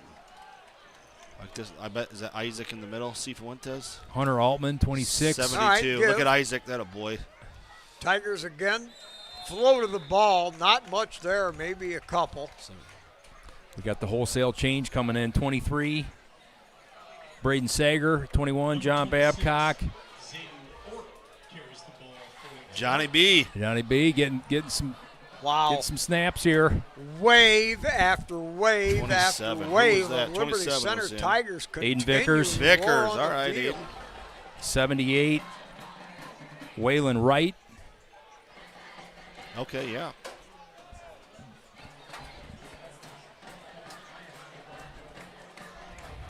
Braden Sager's in there, it looks like. Out of Uh-huh. the gun, Uh-oh. high snap, bob we around, go. Who's on and it? Still battling 30, for the ball. 36. All right. Is that Roars? Who's coming up with it? And Liberty Center's crowd believes we've got it. And 26, wasn't it? No, 30. Well, 26 might have came up with it. 20. 36 was in there like gangbusters. That's Luke. 26 is Hunter Altman. Lucas Roars was on some sort of blitz Okay, we got a replay here. Check it out. Let's see what we got. There goes 36. Yeah, Lucas blew it up, didn't he? Yep, 26 on the recovery. Good job, Hunter. Atta boy. Look at Lucas, fired up. Oh, yeah, that's a great replay, Cole. Good work back there. Good job, Lucas and Hunter. so the Tigers with one last possession, 2:45 in the running clock. Bryce, come on, Brycer. Yep, Bryce Miller under center, wing left set. They're going to run the pitch sweep. Oh, yeah. Coming left. Oh, He's yeah. got a cordon of blockers. Oh, getting a Throws stiff out arm. a straight arm. and Roarsy. Bounces his way Yeah. down. Goes out of bounds at the 15-yard line. Roar's a tough runner. Oh, he's a tough kid. Yep. Clock doesn't stop, of course, even on the out-of-bounds play. This freshman class, they have some really nice lineman jigs coming Yeah, up here. big Brantley kids. Scott, Isaac Cifuentes, Caden Hahn, Ben Schwab. Aaron Silvas is your center, does a really nice job. They got Yep. some players coming. Yep. All right, Tigers come to the Bennett line Westover with 2 in at minutes right to tackle. go. Miller under center. Single set back with a double wing. Motion this way. Now a little Bryce. busted play. Improvising. Bryce Look stays at on his this. feet, cuts it up, back to the All left, right. now to the right, and carries tacklers down to the 11-yard line. Broken play. Got 4 yards out of a busted play. Find some positivity. Good job, Bryce. 69 and 72. Travis Olinger and Isaac Cifuentes. All right. Dippy's little brother. Oh, yeah, another Dippy There's coming another up. Dippy Gotta coming. love it. Yeah, he's got a motor too. Is that a dipping dot? That's Like a dipping dot. Yeah, a little dot. Dippy Little Jr. little Dippy. All right, Tigers break the huddle, come to the line of scrimmage. 1st and 10 at the 12. Get set, John Boy. Miller now is going to take a knee. Was that Johnny not set? Clock will run down, and this may be. His dad was the same way. Hopefully Johnny Procedure gets ball. Gina's athleticism. That's what we're Hey. hoping for. Stay with us for the KK Collision post-game show. After our break, we'll have stats. We'll come up with tonight's game record.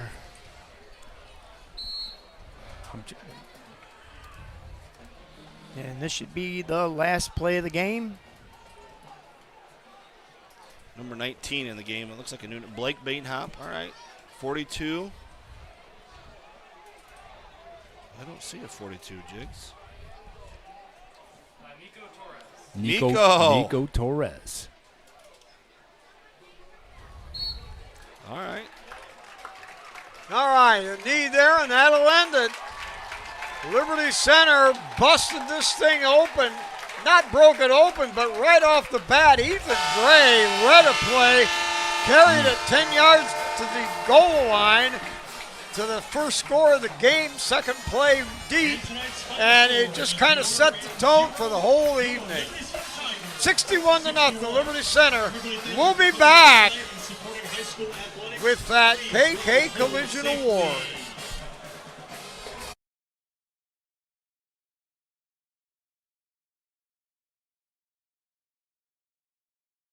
This 2026 Tiger Sports Live broadcast is brought to you by KK Collision, Meyer Badenhop Insurance, Affinity IT Group, Pisanello's Pizza, Ohio Asphalt Paving, Swanton Welding, Davis Farm Services, Holgate Metal Fab, Gerald Grain, and Mason Hill Construction. This 2026 Tiger Sports Live broadcast is brought to you by Kleberger Contracting, Wyndon Engler Auctioneer, Sattler Family Meats, Dental Health Associates, Fessenden Hardware, Amazing Smiles Orthodontics, Bose Trailer Sales, Doodle Bean Coffee, Philip Roseman Construction, and Dutchman Construction. This broadcast is copyrighted by Tiger Sports Live for the private use of our audience. Any other use of this broadcast or any pictures, descriptions, or accounts of the game without the consent of Tiger Sports Live is prohibited. All right, we're back here at Rexlinger Stadium, Kip Kern Field, 61-0. And, you know, as Spike, you said, there were a lot of question marks, a lot of things. We talked about On the 50. And I'll tell you what, one of the things, if you haven't, go back and watch On the 50. Man, Mike Vickers sits down with Casey Moeller. Almost 150 wins between those two coaches just talking football.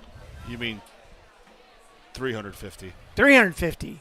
You shorted him about 200. Mike has 200. Oh, yeah, that's what I meant, 350. It's even better than that, Jesse. Yes, even better. I knew I did something wrong. Jesse turned around like, what? What? But go back and look at that. But, you know, and they talked about a lot of these things. Last year's championship team graduating, 19 seniors? Something like that. Boy, that's, you know, when you look at teams out in our area and you go, 19 seniors gone. What are we going to do? And Liberty's had a lot of questions. Casey was very, you know, cautious, optimistic, says everything, says nothing. Says we'll see, and guess what? We saw.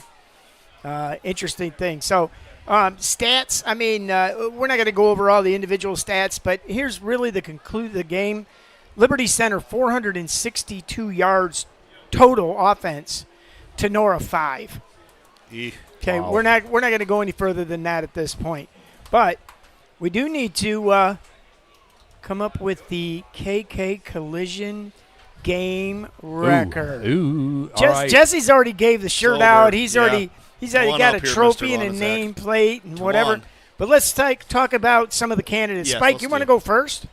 Yeah, my pick for the KK Collision Player of the Game is Isaiah Badenham. I think he was instrumental on defense all night long with blanket coverage.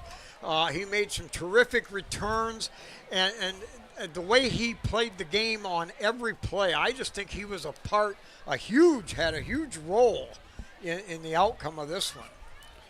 All right, Jigs. I'll give you 3 names.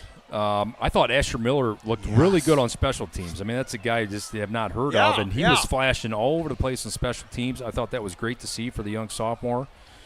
I thought Ethan Gray, you start the game with that interception. If you're Tinora, you know what's happened the last few years, and you see that on the second play of the game, you got to be thinking, oh, boy, here we go. Here we go. So that just set the stage for this entire game. That pick 6 was impressive. He barely touched it on offense tonight. It didn't matter.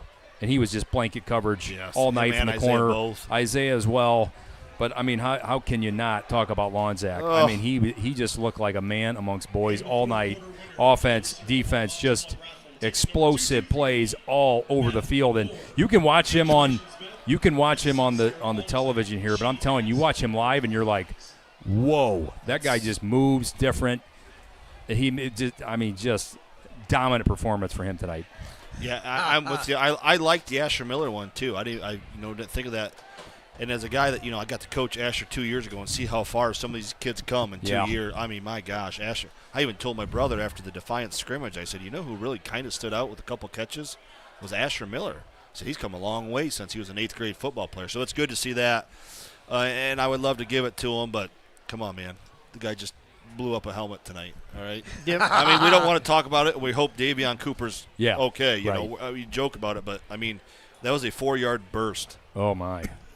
Not counting a sack and whatever else he did tonight. All right, I got 2 names that you guys didn't even talk about. Ooh. I'm going to go Henry Fitzenreiter in the middle. You talk about adjustments in teams. I mean, Hank was a beast last year on the line, but you're filling the shoes of El Toro, and then, he's unavailable. Then you got the Madman that came in. Now you're filling the shoes of a bunch of players. I think Henry Fitzenreiter did a great job in the middle tonight. Very solid. Yes, I think he did. also on that defensive line, I mean, we can always talk about the Kellen Weimers of the world. Kellen Weimer just pushed everybody around, Minute Boys. But let's talk about Colton Weimer. Yeah. Ooh, yeah. On the other side. Big sack. I mean, big sack, big penetration. I think him and Fitzenreiter are going to benefit from the double teams. Yep. So I think I'm going to throw Henry Fitzenreiter's name in there. I'm going to throw Coco Weimer's name in there. But, we got to come up with a guy. And, I love all the players that we talked about. But the record of the game is just one man, and that's number 18. Oh, yeah. Here's That's the gonna thing, be- though. I mean, I think Jackson and Gary and about 4 others we could give it to every week. Correct. But week 1, that was Jackson, I think. Well, I agree. And let me just say, when we got back to the dog award, the Kent dog, and man, I sure miss Kent Dog's messages every week. I used to love that. Who stood out? Who made a difference? We could give an award to everybody. Yeah. If I let Spike decide. Well, yeah. Why The not? whole team. I mean, really. 72. Let's give out 4 awards tonight. Yeah. I mean, you could give it. If I had the T-shirt budget, they'll get, as you see on the screen, they'll get a T-shirt with the KK Collision Game Wrecker logo on it, and that is actually Kyle's 1905 Wrecker. I don't know what year it is, but no. But I think Jackson Lonzak just wrecked things tonight. I mean, period. When you got Tinora players yelling at each other going, you got to block him. He's not new. That to me is the difference maker. So tonight's KK Collision game wrecker is number 18, Jackson Lonzak. And Good job, Jackson. Yep, I think there's more to come from those guys. So, Spike, I don't know. What do you say about a 61-0 opening day? I think a lot of questions were answered tonight. Oh, without a doubt. I mean, don't ever worry about your competition, because Tinora is going to bounce back this year. But Liberty Center's strength it turned out to what everybody was afraid might be their weakness, the offensive line, and then the defense up front was just as tough.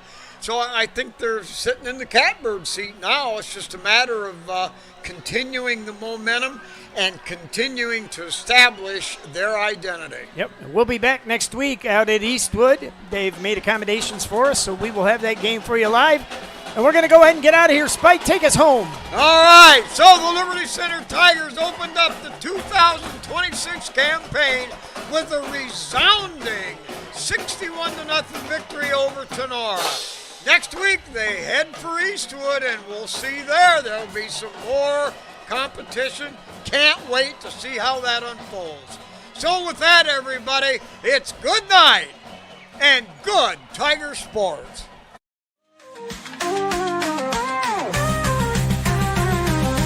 Tigers on the prowl, we can't be stopped.